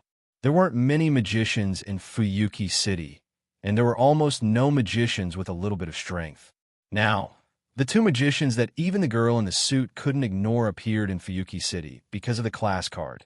The girl in the suit felt that these two people might be like her. They were also here for the class card. Should I test them first? The girl in the suit flashed such an idea in her mind, but she immediately canceled it. Forget it. I can't be sure that they have the same purpose as me, and I have a mission to complete. It's better to avoid unnecessary trouble. She thought so. The girl in the suit slowly restrained the murderous aura in her eyes. She carried the straight tube on her shoulder and didn't stay any longer. She moved forward. She walked forward. She left the scene until the back of the girl in the suit disappeared from the crowd of people on the commercial street. Hinajiku and Mikoto looked at each other. That person? Mikoto glanced behind her. He's not an ordinary person, right? Is that so? Hinajiku replied without looking back. At the very least, I don't think an ordinary person would have such a powerful aura. It even has a faint murderous aura. Killing intent? Mikoto's lips slowly curled upwards. I didn't feel anything, but I can feel that she's very strong. Why would such a strong person suddenly appear? Hinajika muttered to herself. You're not just here to shop, are you? Well, Mikoto shrugged. My intuition tells me that I can't just leave her alone. You're right. I'm also very concerned. Hinajiku turned around and looked at the crowded commercial street behind her. Then what should we do? Isn't it obvious? Mikoto answered without hesitation. No matter what, let's go check it out. Chuju hesitated for a bit before nodding. The two of them looked at each other again. Then they lifted their feet and rushed into the crowd in front of them. Fuyuki City, Eiderfeld's house. It's that deep? After the reconstruction was completed, Livia clicked her tongue as she looked at the diagram of the location of the 8th job rank card that she received from Rindo Saka in the brand-new reception hall. It's not something that can be done in a short period of time to think of an underground passage in such a deep place. The ley line is deep to begin with. The 8th rank card is on one of the main branches of the ley line. How can it not be deep? Although his words were reasonable, Rin in Osaka had a troubled expression on his face. It's no wonder the association couldn't find the 8th rank card in such a deep place. It's a good thing we found it early. If we let the card absorb mana from the ley line, who knows what would happen? Livia looked at the map in her hand. Based on the current situation, it will take at least half a month to complete the underground tunnel. Let's do it as fast as we can. Rin Inbin waved his hand. It's hard to say if such a dangerous thing will cause other troubles in the earth vein. Then let's get started. Livia didn't argue with Rindo Saka.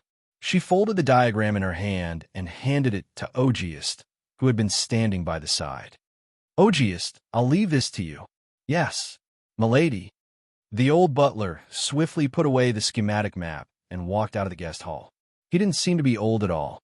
Shouldn't we report to the master about the 8th rank card? Livia said as she looked at the direction where Ogiest left. I know we shouldn't let the association know about this, but shouldn't we report it to the master? I know what you mean. Rin Inbin's expression was unreadable. After all, the enemy this time isn't something we can handle. Even if it's that man and his two companions, we can't say they'll win, right? More importantly, even if we win, we won't be the ones to get the 8th rank card. Livia laughed at herself. If we don't think of a way to break the current situation, we'll have to give up on the entrance test. Rin Inbin didn't know what to say. Indeed, Rin in Osaka and Livia were in an extremely awkward situation. They wanted to enter the mirrored realm and fight the 8th rank card, but they didn't have enough combat power. If they give up, everything they've done would be in vain.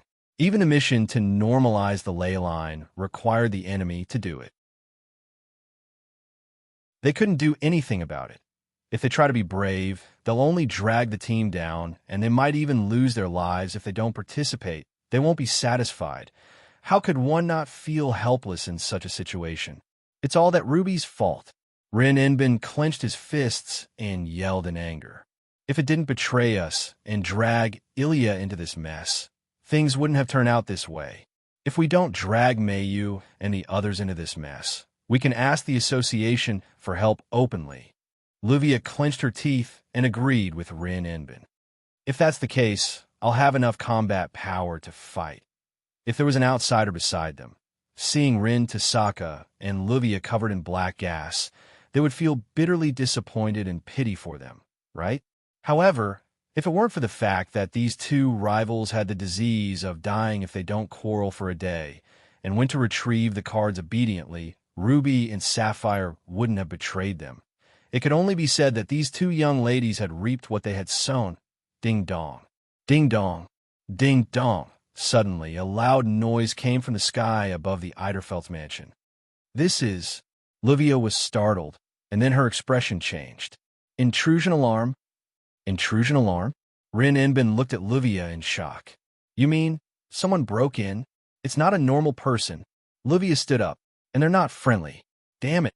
Rin Enbin bit his lips. So many things have happened already. Why aren't they done yet? After saying that, Rin Tasaka also stood up and rushed out of the reception hall with Luvia. They rushed towards the main hall on the first floor. Pushing open the door to the hall, the girl in a suit with a straight tube on her shoulder walked into this place without any expression on her face, as if she had entered a place where no one was around.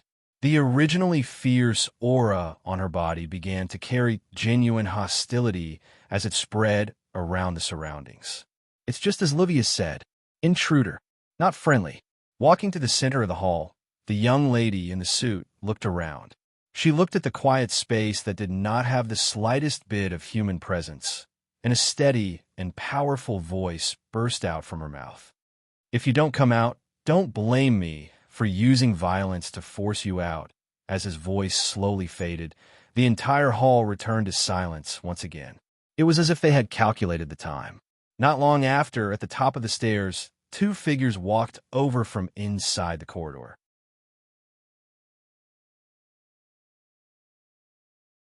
Chapter 1522. Looking at the girl in a suit standing in the middle of the hall below, Rin Enbin and Luvia came to the corridor above the stairs and looked down at them. Their pretty faces gradually tensed up. It couldn't be helped.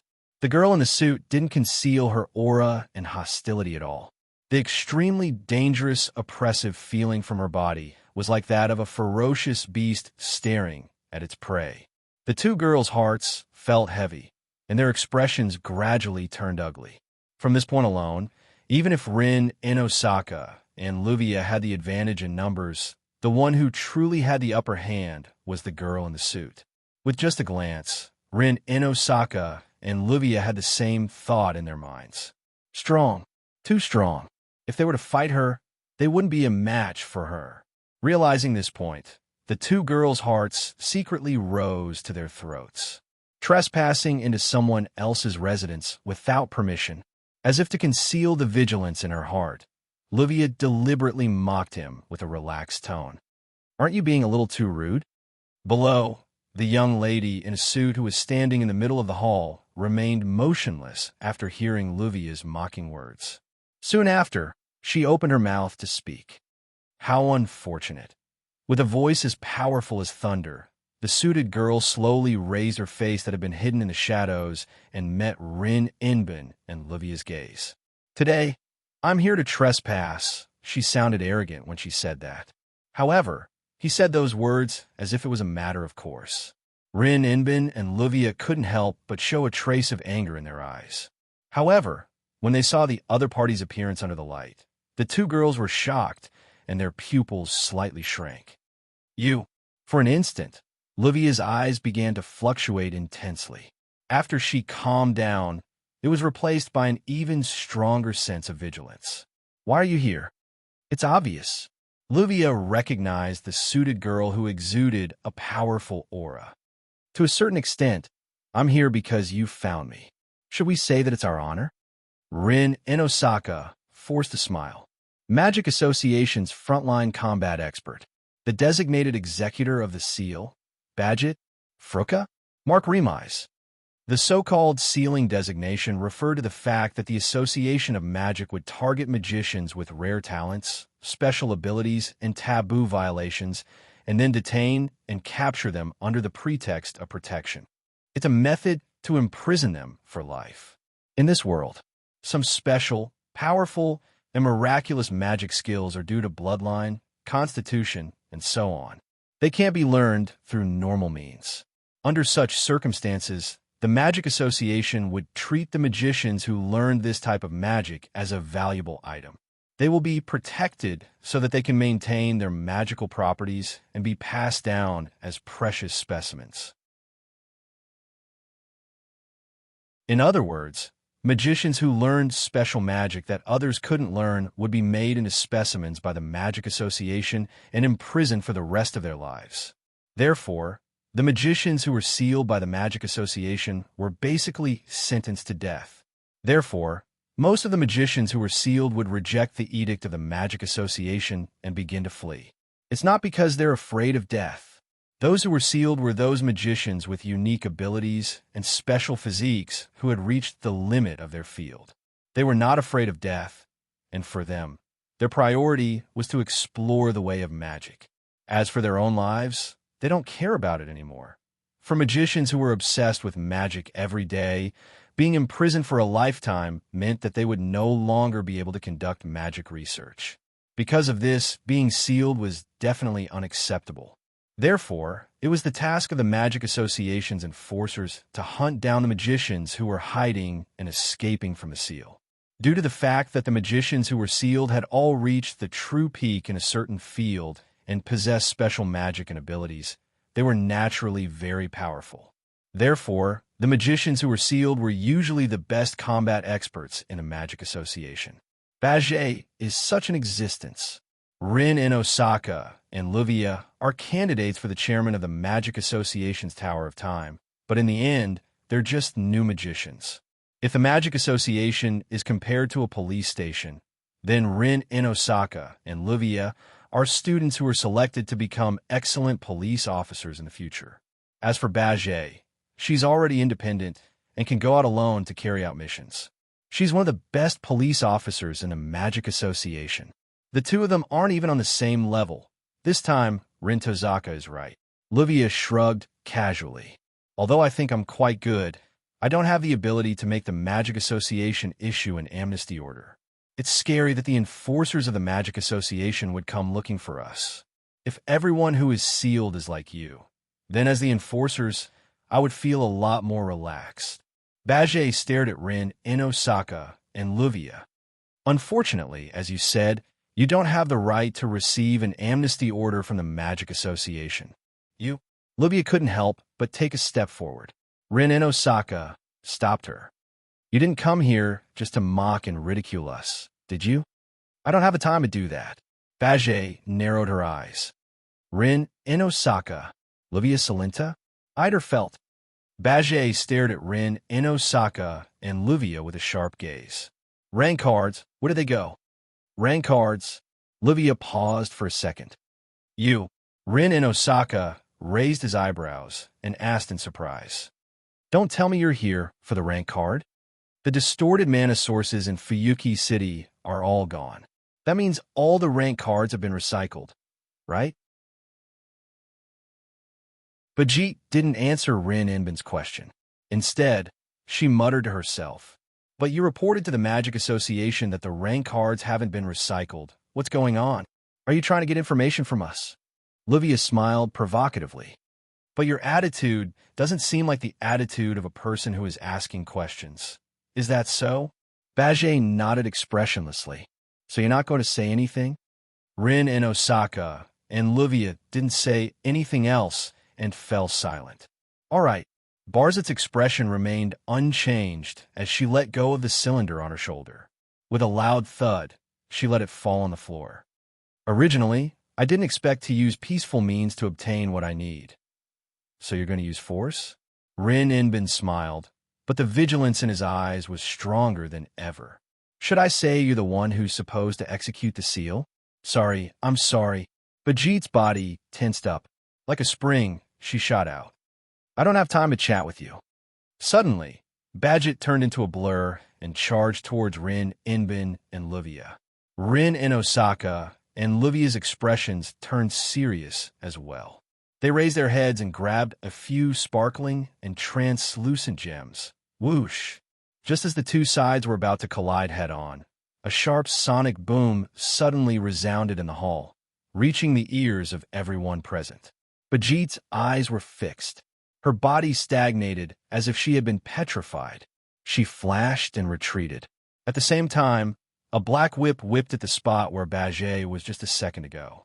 It created a gust of wind and left a mark on the floor. Then two extremely similar figures appeared in front of Rin, Osaka, and Luvia. After retreating back to the hall below, Bajit stood firmly and looked up. Her expressionless face finally showed a frown. Rin, Inbin, and Luvia were startled at the same time. When they saw the full appearance of the visitor, they cried out in surprise. "It's you?" The ones who stood in front of Rin, Inbin, and Luvia and acted in time were two young girls. Their short brown hair danced with the blue and white lightning. Their crystal-like swords glowed coldly in the air. They're Chuju and Mikoto.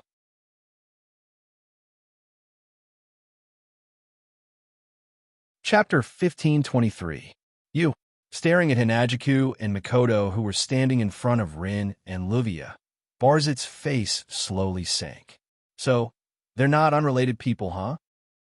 Our premonition has come true as well. Mikoto stared at Bajit. Are you an enemy? I can't make such a statement yet. Bajit clenched her fist. Her sharp eyes swept towards Chuju and Mikoto. However, if you also know about the rank cards, or even have a rank card in your hands, then we are enemies. Rank cards? Chuju pointed her white cherry at Bajit. So, you're here for the rank cards too? Be careful. Be careful. Rin Inbin, who was standing behind Hinajiku, hurriedly warned. She's the frontline combat expert of the Magic Association. Her strength is second to none in the Magic Association. She's very strong. Magic Association? Mikoto frowned. In other words, she's on the same side as you? That's impossible, right? Luvia replied without hesitation. Even though we belong to the same Magic Association, she was willing to attack us just to get information about the rank cards. Plus, we didn't even know the association sent this woman here. That's my question as well. Rin Inbin stepped forward. Rin stepped forward and said to Bajit, the Magic Association already gave the task of retrieving the rank cards to Master, and Master asked us to act as the agent. We came to Fuyuki City to retrieve the rank cards. Why are you here to interfere with the matter of the rank cards? What a pompous way to put it. Bajit's eyes flashed with a cold light. Her words made Hinajiku and Mikoto flabbergasted.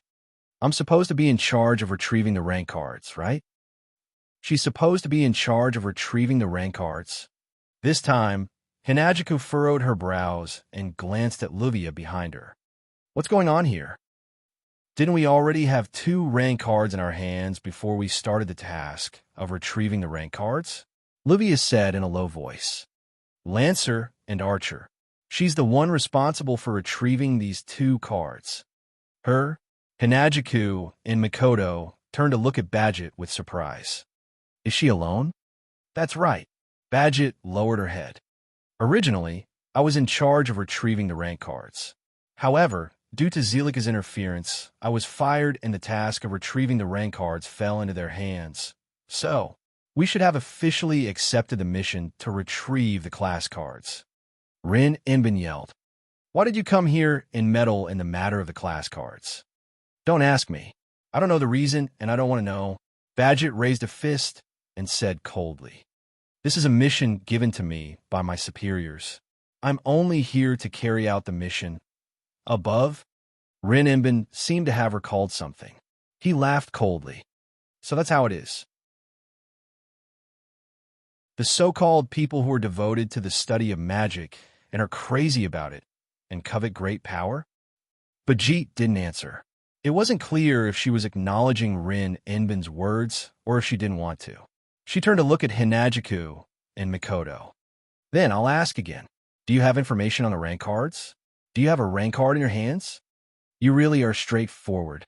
Mikoto's forehead flashed with electricity, illuminating her unyielding face. But you don't think we'll answer just because you asked, do you?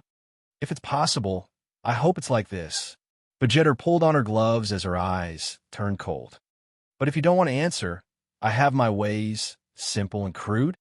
Chuju pursed her lips. Since that's the case, let's change to another place. If we destroy this place again, even I will feel bad. I'm sorry. Bajit's voice was getting colder. I don't have to change the battlefield during the battle. Before she could say the word rule, she felt her vision blur. Immediately, strands of pink hair appeared in front of her eyes one after another, causing her expression to change drastically. I'm sorry. Looking up, Hinajiku's yellow-green eyes were reflected in Bajit's eyes. There was a sharp glint in her eyes. I also don't have the principle of asking for the opponent's permission during a battle. After saying that, Hinajiku suddenly reached out her hand and grabbed the collar of Bajit's suit. She stepped on the ground like a flash of light. With a flash, she broke through the door of the hall with Bajit on her back and rushed out. Don't follow me. Mikoto looked at Rin Inbin and Luvia behind her. We don't have the confidence to protect you in a battle. Don't underestimate Bajit. Luvia reminded them. Although you are strong, Bajit can also kill Einherjars with her bare hands. She's also the executor of the seal. She's a monster. Don't underestimate her. There's more. Rin Inbin quickly added. Don't use your ultimate skills against Bajit. If you have any rank cards, don't use your noble artifacts or you'll die. We'll die if we use our ultimate skills and noble artifacts. Mikoto was shocked. Her eyes were filled with suspicion. However, Mikoto knew that now wasn't the time to ask questions. Bajit can retrieve her cards alone, and Luvia said she's strong enough to kill Einherjars with her bare hands. She's not sure if Chuju could defeat her alone. Mikoto could only nod. I don't know what's going on, but I'll be careful. Leaving those words behind, Mikoto ran outside. Watching Mikoto disappear into the distance, Rin gritted his teeth and took out his phone. Bang. The Eiderfell house's main door shattered into pieces of wood that flew in all directions. Whoosh! Hinajiku grabbed Bajit by the collar and rushed out of the Eiderfell Manor's main hall at an extreme speed that caused the surrounding atmosphere to tremble and howl. Bringing along a strong gust of wind, she appeared outside like a flash of a sword that cut through space. Then, Hinajiku grabbed Bajit's collar, and before she could react, her body was thrown out and smashed into the ground not far away. Boom! Oomph! Bajit's back was hit by a strong impact. She pushed herself against the ground and did a somersault. She didn't stop until she was 10 meters away. So fast. Maintaining her posture on all fours, Bajit raised her head. Her gaze was like an arrow that shot towards Hinajiku, who landed on the ground with one foot. Teleportation? No, that's not right. Bajit's face turned serious. That's pure speed. That speed just now was 90% of my full speed. Hinajiku grabbed White Cherry and pointed at Bajit with a smirk on her face. If you can't react in time, no matter how strong you are, you won't have a chance of winning. Don't worry about it. Bajit patted the dirt off her body and stood up. Her eyes were chilling. I just didn't expect you to be that fast. It won't be that easy for you to run into me, and Bajit raised her hands and clenched her fists.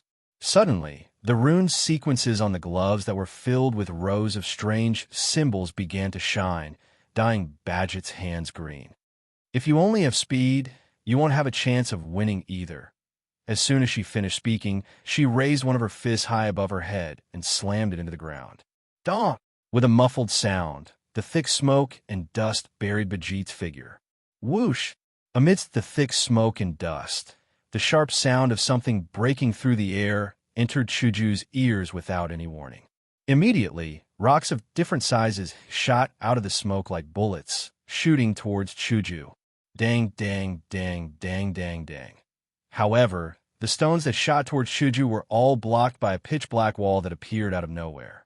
Mikoto came to Chuju's side with one hand raised. She and Chuju looked at the smoke and dust on the opposite side. In the air, a storm was brewing. Gradually, the atmosphere began to fill the air.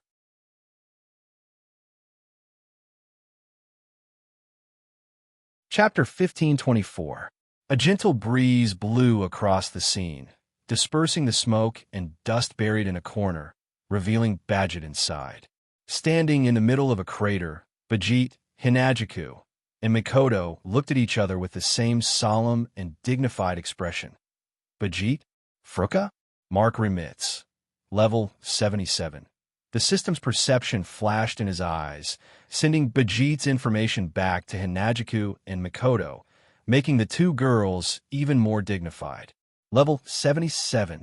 In terms of level, Bajit is already above Chuju and Mikoto. Of course, if Hinajiku and Mikoto were to take off their bracelets, then even 10 bargerts wouldn't be enough to stop them. Alas, for the sake of completing the second phase of the demigod path, the two girls wouldn't take off their limited-use bracelets unless it was a matter of life and death. Or rather, even if it was a matter of life and death, the two girls wouldn't take off their limited-use bracelets. But if they fight one-on-one, even if they have a chance of winning, it'll take a lot of time and risk. Let's go together. Without hesitation, Hinajika lowered her voice and spoke to Mikoto. Let's finish this quickly. Mikoto hesitated for a bit, but nodded in agreement. Of course, Mikoto was very competitive, even more so than Hinajiku. However, this desire to be strong did not mean that it did not depend on the situation. If that was the case, it would not be a desire to be strong. She'll do whatever she wants. I only have one question, Bajit said in a low voice. You two have something to do with rank cards, right? Chuju and Mikoto were silent. No words. I understand. Bajit closed her eyes and took a deep breath. When she opened her eyes again, her eyes were filled with murderous intent. Then I won't hold back. After roaring in a low voice, Badget's gloves burst out with surging cyan light from the rows of rune sequences. Bajit's hands were dyed green. Bang! She stomped her foot on the ground. Suddenly, cracks spread out from under her feet, causing the ground to shake as if it was about to collapse. On the other hand, Bajit used the force of the ejection to shoot towards Hinajiku and Mikoto like a bullet. Come on! At the same time, Barzit shouted in a low voice. Mikoto also opened her hand. Suddenly, in front of Mikoto, a wave of pitch-black iron sand gushed out from the ground and condensed into a dozen or so spikes as thick as a human thigh. The spikes even had a spiral shape at the tip. It looked like a real bullet, making it look even more lethal. Mikoto waved her hand, and a dozen spikes shot out without any pattern, like water droplets that were randomly sprinkled on the ground. The spikes covered the space in front of Bajit where she could dodge. As the pitch-black iron sand spikes shot out, Hinajika's figure also turned into a stream of light and flashed into the air. Her crystal sword was mixed with a sonic boom and a sharp sword aura. Like a meteor falling from the sky, it fiercely stabbed towards Bajit. There were pitch-black iron sand spikes in front of her and sword light flashing above, but Badget didn't hesitate at all. She maintained her charging posture and stomped down with one foot. Bang! With a muffled sound, the ground under Badget's feet collapsed, and a huge stone wall sprang up. Bang, bang, bang, bang, bang. In an instant, the black iron sand spikes mercilessly landed on the stone wall, riddling it with holes. Not long after, the stone wall exploded into rubble that filled the sky. In mid-air, Hinajiku swooped down like an arrow and appeared above Badget's head like lightning. White Cherry in her hand trembled and spun fiercely. With a whistling sound, it heavily pierced Badget's shoulder. Clang! Hinajika's expression changed slightly when she thrust her sword out. This was because she felt as if she had stabbed steel instead of a human body. Bajit grabbed Hinajiku's White Cherry with her glove that was emitting a green light, and tightly grabbed the white cherry that was thrusting towards her. Empty-handed, Hinajika's face was filled with astonishment. It's not good to be distracted in battle. Bajit raised her other hand. Chuju was stunned. Huh. However, before Bajit could attack, a delicate shout echoed. Behind Bajit, a dense wave of iron sand surged and formed a pitch-black barrier that was 7 to 8 meters tall. Moreover, on the surface of the barrier, spikes that were several meters long protruded and densely covered the barrier. One could imagine that if he were to collide head-on with it, the outcome would not be too pleasant. But it was this black iron sand barrier that made one's scalp numb that crashed into Bajit like a bulldozer. Oomph. Feeling the strong wind brought by the black sharp wall crashing from behind, Bajit snorted with slight anger. She turned sideways, grabbed white cherry with one hand, and smashed the other side with her other hand. The cyan light in Bajit's hand soared, and the overwhelming cyan light strangely began to entangle with each other. It looked like countless vines were entangled into a huge fist wrapped in cyan light. Of course, it wasn't a real fist, but a shadow. Accompanied by the sharp sound of wind breaking, Bajit fiercely punched the incoming pitch-black sharp wall with a huge fist shadow. Crack! Along with this crisp sound, Bajit's fist smashed into the thick spikes. Wherever her fist passed, it was like a bolt of blue lightning, and all the pitch-black spikes along the way suddenly collapsed. Boom! Then, with a loud explosion, the pitch-black sharp wall was directly shattered by Bajit's punch. No way. Hearing the explosion and the debris of the iron spikes on the ground, Chuju, who was confronting Bajit's hand, trembled a few times. Makoto was speechless. What a terrifying power! But in the time it took for her to exclaim in surprise, Barzit's body turned around like lightning. At the same time, she clenched her fist, raised it up, and pushed it forward. Suddenly, her cyan fist smashed towards Hinajiku. The cyan fist carried a strong gust of wind, landing on Hinajika's body. Personally feeling the intense pressure, Hinajika's pretty face slightly changed. With Chuju's physique, if she was hit by such a terrifying fist, the consequences would be no less than being punched by a berserker. By then, even if she didn't die, she would lose half of her life. Hinajiku's right hand, which was holding white cherry, suddenly twisted and flicked Bajit's hand away from the sword. Aiming at the incoming green fist, Hinajiku gritted her teeth. White cherry in her hand was like a snake coming out of its lair. With a glaring arc, it stabbed forward. Whoosh! Just as the dazzling sword tip and the cyan fist were about to collide, a wave of black iron sand suddenly rose from below the two. With a whistling sound, it quickly wrapped around the wrist of Bajit's fist like a rope, and then tightly restrained it. What? This time, it was Bajit's turn to change her expression. Chance! A sharp light flashed in Hinajika's eyes. Taking advantage of this opportunity, she also rushed forward. Her toes tapped on the ground, and with a slight movement, she avoided Bajit's fist with her sword. Then she stabbed at Bajit's shoulder. Don't even think about it. Bajit's expression turned ruthless. She raised her other fist, which was also covered in a dazzling cyan light. Bajit didn't care about the sword that was aimed at her shoulder. Instead, she raised her fist and punched Chuju's abdomen. The distance between the two of them was less than a meter, and the speed at which the two of them attacked was shockingly fast. Once this attack was launched, neither side could dodge it, nor could they retract it. Chuju's white cherry accurately pierced Bajit's shoulder. Poochie! With a tearing sound, dark red blood floated up. Bajit's shoulder was pierced, and blood dripped down. But Bajit didn't stop at all. With a shout, her fist that was emitting a blue light flashed through the air like a lightning bolt. She mercilessly punched Hinajika's abdomen under Makoto's shocked cry. Boom! Ugh! Hinajiku cried out in pain. Her slender body was sent flying away. With a muffled sound, she slammed into a tree trunk.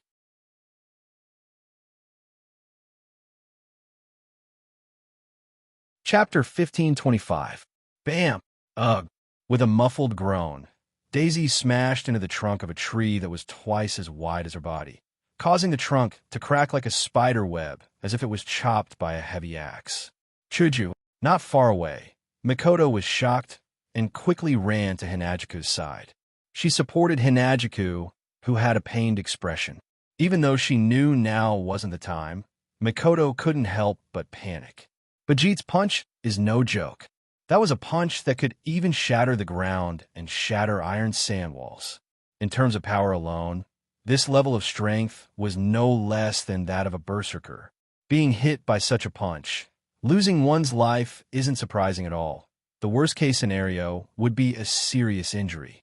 Don't think it's nothing that Shuju and Mikoto were fine after taking so many punches from berserkers. That's only because they had the protection of the moving church. Against the mobile church with the title of ultimate defensive barrier, even a berserker's attack could only be completely blocked, unable to inflict any damage to Hinagiku and Mikoto. But now, the two girls don't have the moving church on them. With Hinagiku's constitution, she was punched by Vegeta, who had the strength of a berserker. That's a real danger. I'm fine. However, after being hit by such a punch, Hinagiku only showed a hint of pain and stood up. This made Vegeta, who was watching from afar, stunned. Hinagika touched her abdomen and pulled up her clothes, revealing her inner skin. It was only then that Vegeta saw, on the skin of Hinagika's abdomen, there was a palm-sized, intricate and complicated magic formation engraved on it. It rotated. It slowly disappeared into Chuju's body. That's... Vegeta narrowed her eyes. A defensive spell formation? Yeah. Hinagika touched her once again, smooth skin, and bitterly smiled. He's protecting me again. In this world, Wu Yin, Chuju, and Mikoto's levels are suppressed. They can't use their full strength. They can't guarantee that they won't be in danger. Therefore, Wu Yin then engraved a spell formation on Hinagiku and Mikoto that can protect the target to a certain extent and resist damage. It's because of this defensive spell formation that Shuju was able to withstand the berserker's punch. As if nothing had happened, he stood up steadily. Of course, the defensive spell formation's effect is limited. It can only block a limited amount of damage. That's why Chuju's face still showed a trace of pain. Obviously, even though Vegeta's attack was mostly blocked, a part of it still penetrated the defensive spell formation and caused pain to Hinagiku. It's clear how terrifying Vegeta's power is. It's not just for show that she's comparable to a berserker. Wu Yin originally wanted to give Chuju and Mikoto the real moving church. That way, he wouldn't have to worry about their safety. After all, unlike the incomplete version of the mobile church, the real mobile church was able to generate magic energy on its own and maintain the effect of the mobile church forever. It was considered the most perfect defense. Unfortunately, the ritual required to cast the real moving church is too complicated to be completed in a short time. Even if it's not as complicated as the Holy Grail War ritual, it's not that far off. Also, some of the items needed for the ritual can't be found. Wu Yin had no choice but to give up and choose this inferior defensive spell formation. Of course, even if it's not the best defense, it's not ordinary, since it can absorb 90% of the damage from Vegeta's attack. I see. Vegeta looked at Shuju, who's panting after getting hit by her punch. It seems like this battle is more troublesome than I thought. I'll return the same words back to you. Hinagiku first glanced at Vegeta's shoulder that was pierced by her sword, and then looked at Vegeta, who didn't change her expression, and smiled stiffly. After all, you're different from me. You didn't have a defensive spell formation, but you weren't affected at all. This kind of injury is nothing. Vegeta tore the sleeve of her suit and wrapped it around her shoulder. Her expression didn't change at all. Seeing this, Hinagiku and Mikoto felt that this was going to be troublesome. A strong opponent isn't scary. The scary ones are strong opponents who don't care about their own lives. Just like before, Vegeta exchanged blows with Chuju with her life on the line. If it wasn't for that, Chuju wouldn't have been hit by a single punch from Mikoto and Chuju. This kind of opponent is the most troublesome opponent. But Vegeta's goal is a rank card. And from the looks of it, Vegeta doesn't mind doing anything to get a rank card. If that's the case, let's go. blue and white electric current surged out from Makoto's body. In an instant, the entire area was transformed into an area of lightning. It was as if one was in a thundercloud. The entire area was filled with electric current. It seemed that even the weather was affected. Dark clouds began to appear in the sky, and after a while, the wind began to howl, rolling the clouds in the sky into a whirlpool and suddenly rotating. As the wind howled, streaks of blue and white electric currents intertwined with the surrounding wind like lightning. They rotated together with the dark clouds in the sky. In an instant, a tornado covered in blue and white electric currents appeared in the sky. Vegeta snorted when she saw Makoto create such a powerful lightning storm. Her expression became serious, and she clenched her fist. Blue light shined brightly on her fist. "Let's see if your fist can break this one." Leaving such a sentence, Makoto smiled. Then, with a sharp sound, a huge lightning storm swept towards Vegeta. The momentum is not bad.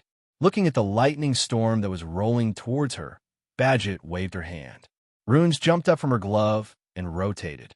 Finally, they formed a pattern on the back of her hand. But it's useless against me. The rune pattern on her hand flashed with dazzling green light. She threw a punch with a terrifying force that almost made the space tremble. Like a green light, she fiercely punched at the oncoming lightning storm. At the moment of collision, the space where the two collided seemed to shake, and time seemed to stop for 2 to 3 seconds. Then boom!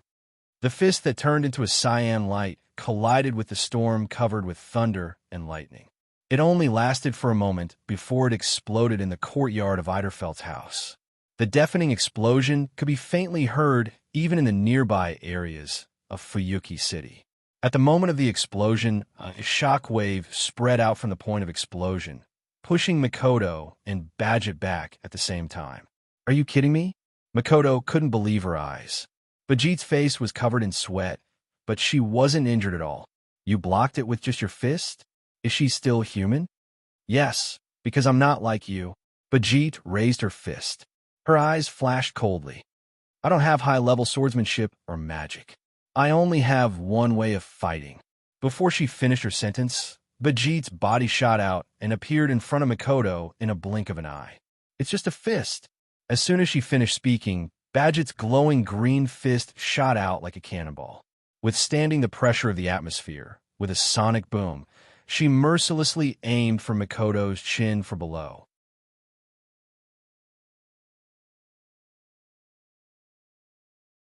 Chapter 1526. Whoosh! The piercing sound shook the atmosphere, as if it wanted to pierce through one's eardrums. The sharp sound resounded in the courtyard. Her brown eyes turned into a green light as the incoming fist continued to grow in size, causing Makoto's beautiful pupils to shrink as she clenched her teeth. "I won't let you hit me so easily." Blue-white electric light flashed amidst the chaotic sound of thunder. Pillars made of iron sand shot out from the ground and formed a wall, blocking Makoto's body behind it. Strands of electric current flickered on the iron sand pillars, making the iron sand pillars look like pitch-black electric poles that had been electrified. If someone really touched it with their bare hands, it would definitely be no less than being directly struck by lightning. However, Vegeta's face was still cold. She flashed in front of the iron sand pillars that were flowing with blue and white electric currents. She clenched her fists that were covered in blue light and smashed them like cannonballs. Bang! The cyan fist heavily smashed on the iron sand pillars with blue-white electric current flowing on them. In an instant, the electric current on the pillars crawled up Badget's body along her fist like a tarsal bone. Beep, beep, beep. Blue-white electric current crazily attacked Vegeta's body, causing smoke to rise from her body. Her eyes flashed with pain, but it only lasted for a moment. She ignored the electric current that was still wreaking havoc on her body.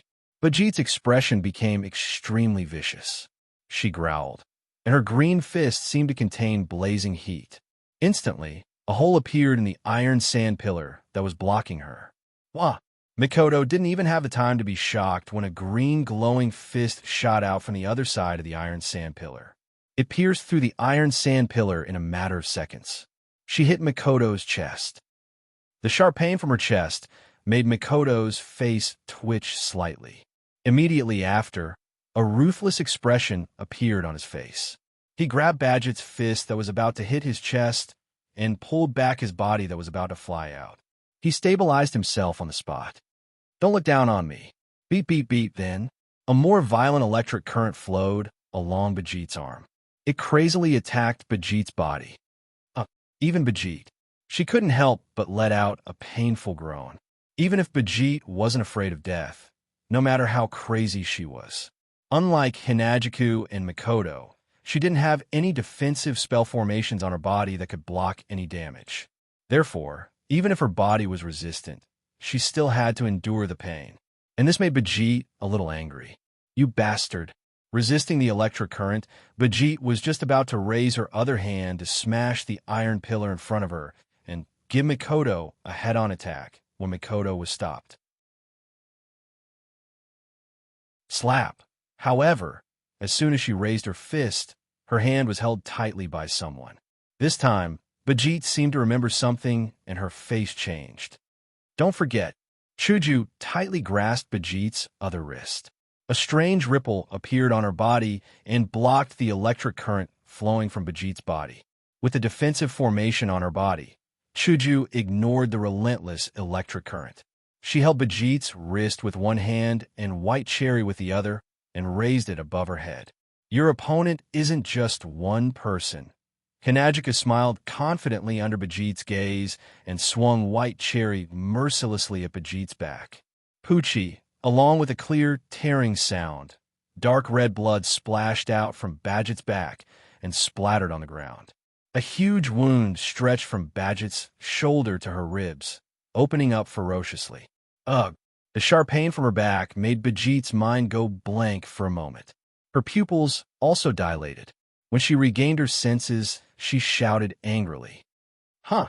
At the same time, Bajit's fists that were grabbed by Hinajiku and Mikoto flashed with blue light, causing the two girls to lose their vision and subconsciously close their eyes.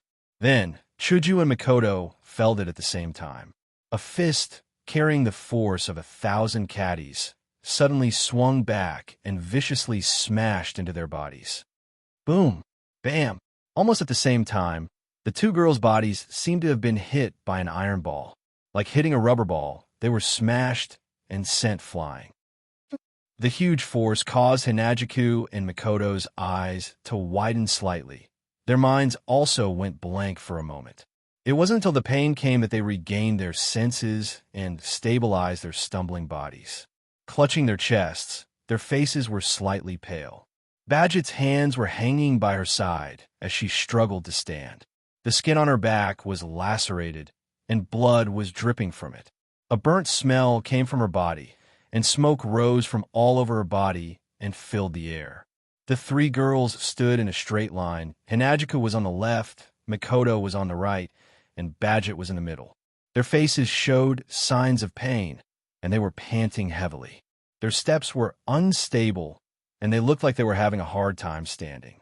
However, on the surface, Chuju and Mikoto's situation was undoubtedly better than Bajit's. Although there was no way to completely block Badget's attack, it only caused some pain to the two girls. Their bodies were slightly impacted, but they didn't suffer any serious injuries. On the other hand, Bajit was different. Not only did she suffer from Mikoto's electric shock at close range, but Chuju's sword also slashed her back. Her shoulder was also pierced, and her body was dripping with blood. But this was the result of Chuju and Mikoto's teamwork. Now, Chuju and Mikoto finally understood. In a situation where their levels were limited, they would definitely lose if they were to fight this berserker-like combat expert one-on-one. But under their teamwork, the two of them were able to heavily injure Bajit. Of course, this didn't make Chuju and Mikoto happy at all. After all, if they didn't have the protective spell formations on their bodies, they wouldn't be in a better state than Badget after taking 2 or 3 punches from Badget's terrifying power. In terms of level, Badget was only 1 or 2 levels higher than Hinajiku and Mikoto. The gap wasn't that big. However, Bajit's fighting style was no different from a berserker's, and Chuju and Mikoto couldn't hold a candle to her. Life for life. Against this type of fighting style, it's already a miracle that Bajit didn't injure them in exchange for their lives. Cough, cough, cough. She coughed out a few mouthfuls of blood. She raised her head and glanced at Hinajiku and Mikoto with cold eyes. I didn't expect you two to be so strong at such a young age. You actually forced me to this point. Let me give you some praise. Mikoto breathed heavily as she forced out a smile. You speak as if you're sure to win. In this situation, anyone can see who has the upper hand. Hinajiku was also panting heavily, but she still raised her sword and pointed it at Bajit. We only suffered some injuries, and after some rest, we won't be affected. You, on the other hand, are heavily injured and your combat effectiveness has decreased. The victor has already been decided. Heavily injured? Combat effectiveness decreased? The victor has already been decided? Bajit coldly stared at Chuju and Mikoto. Are you two talking in your sleep? After that, Bajit tore apart the tattered, smoking suit jacket and threw it away. His back, which was bent because of the serious injury, straightened up again, causing blood to splatter everywhere. However, Bajit's face regained its color, and the pain disappeared. She walked forward steadily, as if she wasn't injured at all. You, Chuju and Mikoto were shocked. I just blocked my sense of pain. No need to be so surprised. Bajit clenched her fists and raised her cold face. For me, this level of injury is nothing, let alone a serious injury. Even if I'm heavily injured and near death, I can still fight at full strength. Even if I'm dead, I can still fight. Looking at Bargit's matter-of-fact tone, Hinajiku and Mikoto both felt a chill in their hearts. What kind of monster is this person?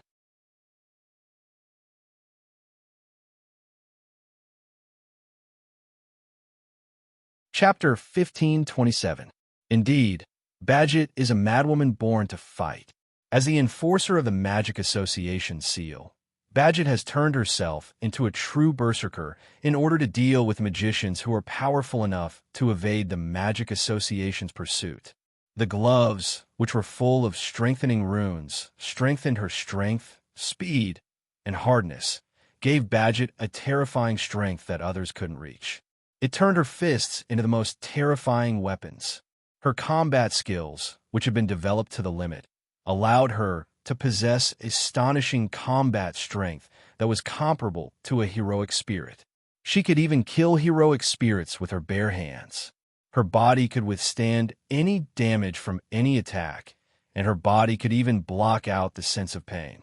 This allowed her to maintain her combat strength under any circumstances, and she would never be defeated. All of these factors were put together to make Bajit fight. It could only be said that this was an existence that was completely born for battle.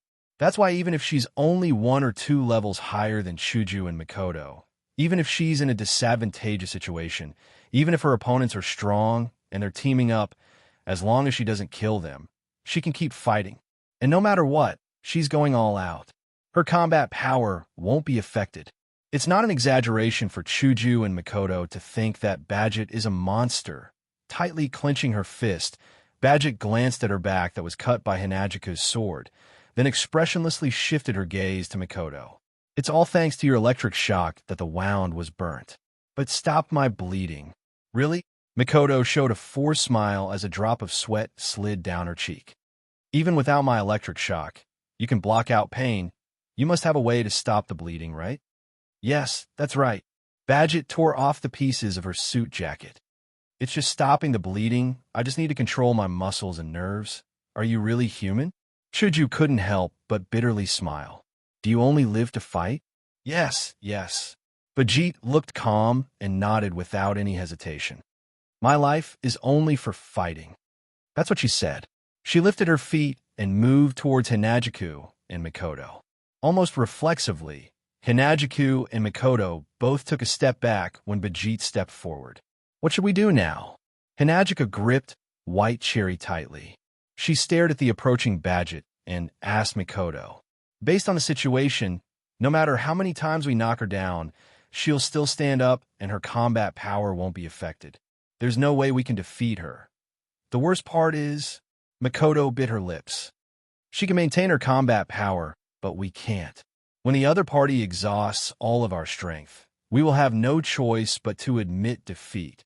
This, Chuju showed a bitter expression. How are we supposed to fight like this? We can't defeat her. It's impossible to beat her down. No matter how many times you beat her down, she can still stand up. Makoto clenched her fists and stared at Badget with an ugly expression. Unless we use our ultimate move to kill her. We have to kill her. Kill her. Hinagika's breath caught in her throat and her face turned ugly. Should we kill her? Makoto was silent. Her eyes showed signs of struggle. Kill her. For these two kind girls, it's a very difficult thing to do. Even if she's been trying to kill them from the start, it's still the same. But how can they win without killing her? She's a battle maniac who can stand up no matter how many times she's knocked down. There's no way to kill her. There's no way to win. Really? Makoto's face showed helplessness. Not only is he as strong as a berserker, but he's also as difficult to deal with as a berserker. Resistance is meaningless. Seeing Hinagiku and Makoto staring at her while retreating, Vegeta said indifferently, "My goal is only the rank card. Give me the information about the rank card, or give me the rank card directly. Then, I won't engage in meaningless battles." Badget, who only lives for battle, said something like, "won't engage in meaningless battles." This also proves that Hinagiku and Makoto aren't easy targets for Badget to deal with. Therefore, it was necessary to negotiate. It's a pity. Hinagiku took a deep breath. Her eyes flashed with determination. But the rank card is necessary for us. Is that so? Badget was silent for a moment before nodding. Then there's no other way. Makoto's eyes flashed with determination. Indeed, there's no other way. Makoto fished out a coin from her pocket. "Don't blame me if you die. You can only blame yourself for being too hard to deal with." Makoto clenched the coin in her hand. Lightning flashed from her body, and blue and white lightning bolts shot up to the sky. The lightning bolts jumped from her body and gathered on the coin in her hand. Looking at Makoto, who looked like the incarnation of the god of thunder, whose entire body was covered with lightning that was incomparable to the previous one, Vegeta's footsteps stopped on the spot, and a light flashed in her eyes. Such pressure, it's not a normal attack. It's a killing move that can kill you in one hit. Realizing this, Badget wasn't afraid at all. Instead, her sharp eyes lit up. This is the real battle. The outcome has been decided. With these words, Vegeta raised her fist, and there were traces of lightning flashing on it. At the same time, in the living room of the Eiderfeld residence, the cylinder that Badget had thrown to the ground suddenly trembled, and the cover on top of it was lifted off. Soon after, a stone ball the size of a lead ball with a metallic luster was ejected from the barrel and flew outside. In the hall, Rin, Inbin, and Luvia were discussing something in the corridor above the stairs. When they saw this scene, their faces immediately turned pale.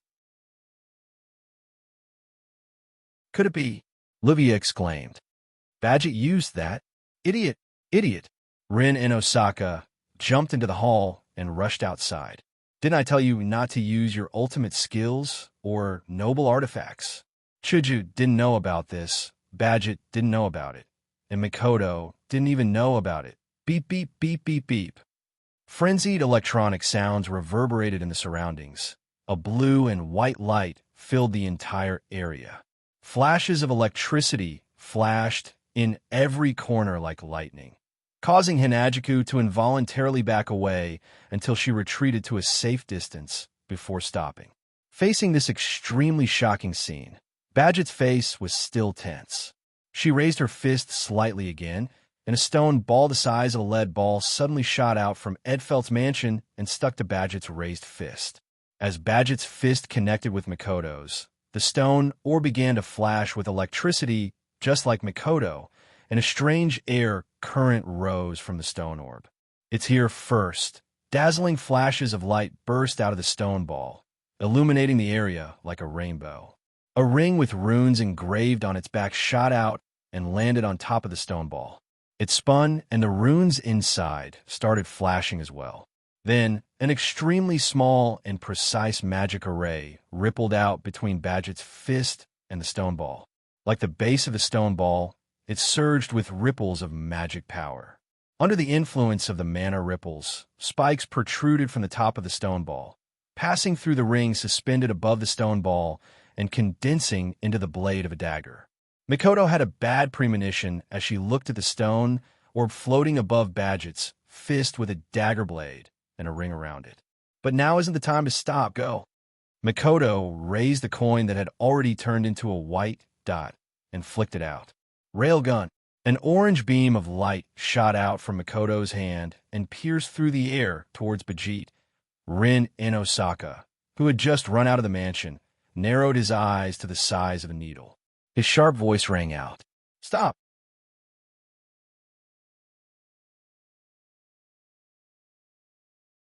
Chapter 1528. Stop! The sharp screams echoed throughout the Eiderfelt manor and into the ears of the three young ladies present. But the railgun has already been fired. How can it stop? Rin Inbin could only watch as the meteor-like orange beam flashed through the Eiderfelt Manor's courtyard and arrived in front of Badget with a power that shook the very fabric of space itself. Facing the super railgun that was getting closer and closer, Bajit had no fear in her eyes. She lifted one of her feet and stomped forward instead of retreating. The stone orb hovering above Badget's fist trembled. The small magic array supporting the stone orb also shook. The ring engraved with runes slid down and wrapped around Badget's fist. Then, as if supporting Bajit, the circle shrunk and Bajit's fist shortened the distance between her fist and the magic formation until they collided.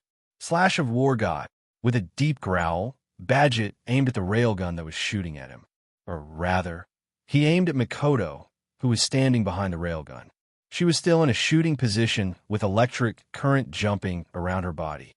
Badget held the stone ball on his fist and thrust the short sword forward.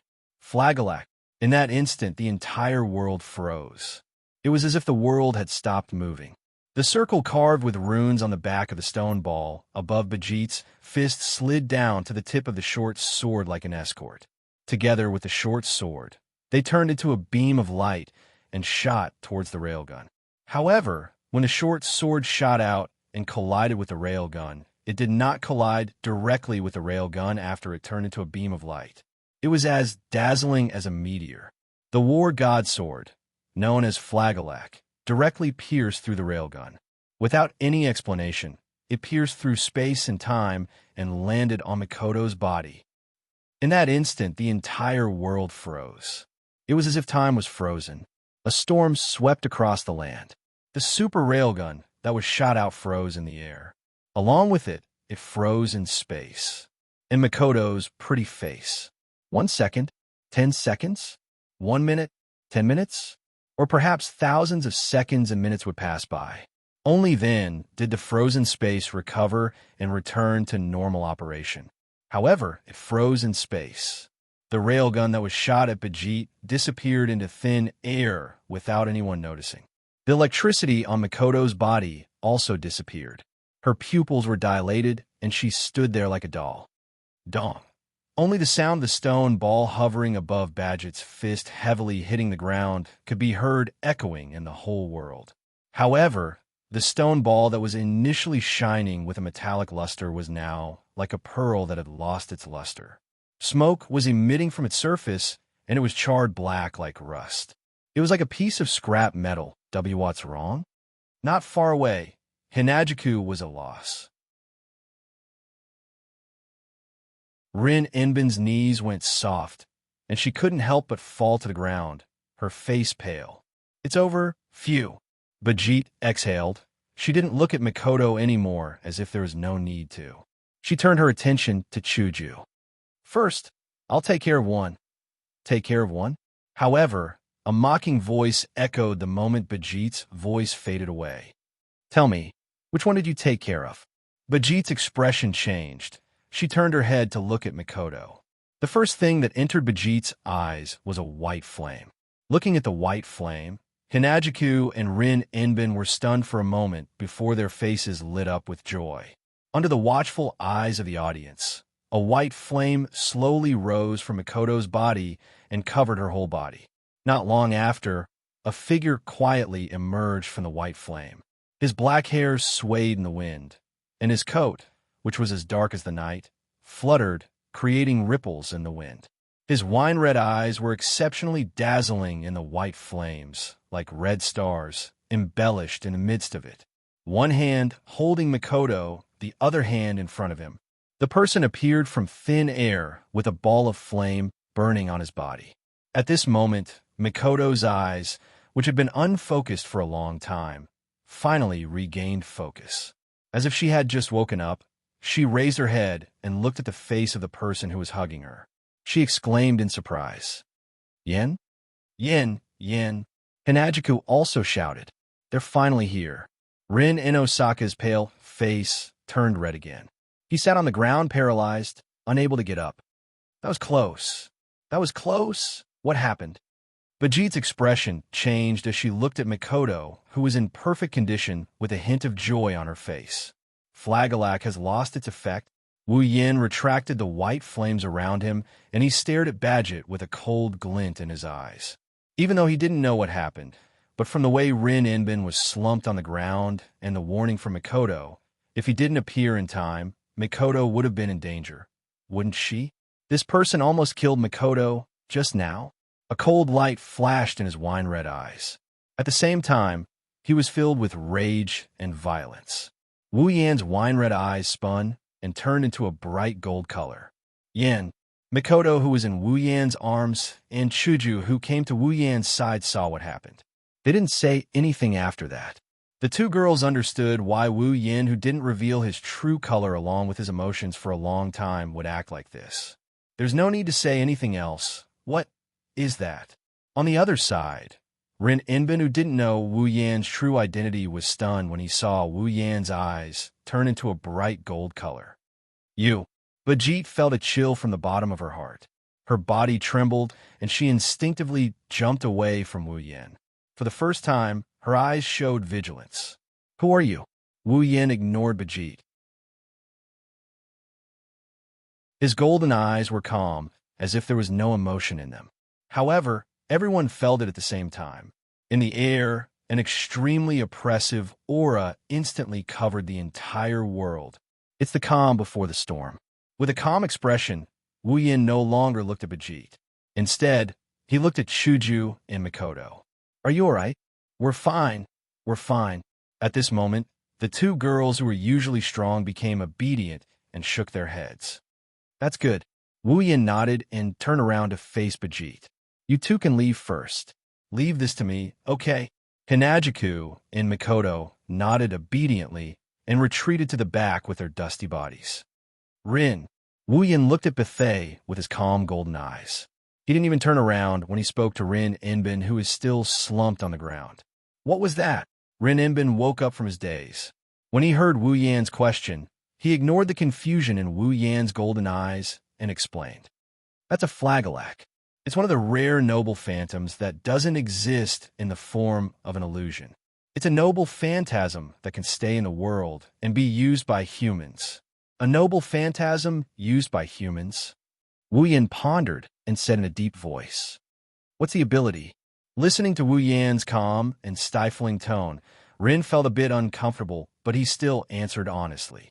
Using the opponent's ultimate skill as the activation condition, turning back time the moment the opponent uses the ultimate skill so that the blade can go back in time with the flow of time and pierce through the heart of the opponent who hasn't used the ultimate skill yet, creating the fact that the user of the ultimate skill has died before using the ultimate skill.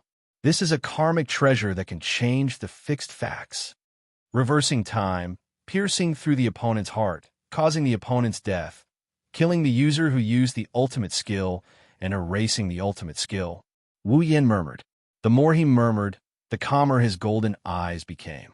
However, it was precisely this calmness that caused the hearts of everyone present to fiercely thump. You're tuning in to the Warrior Lore YouTube channel. Don't forget to subscribe and join us on this journey to catch the most captivating stories.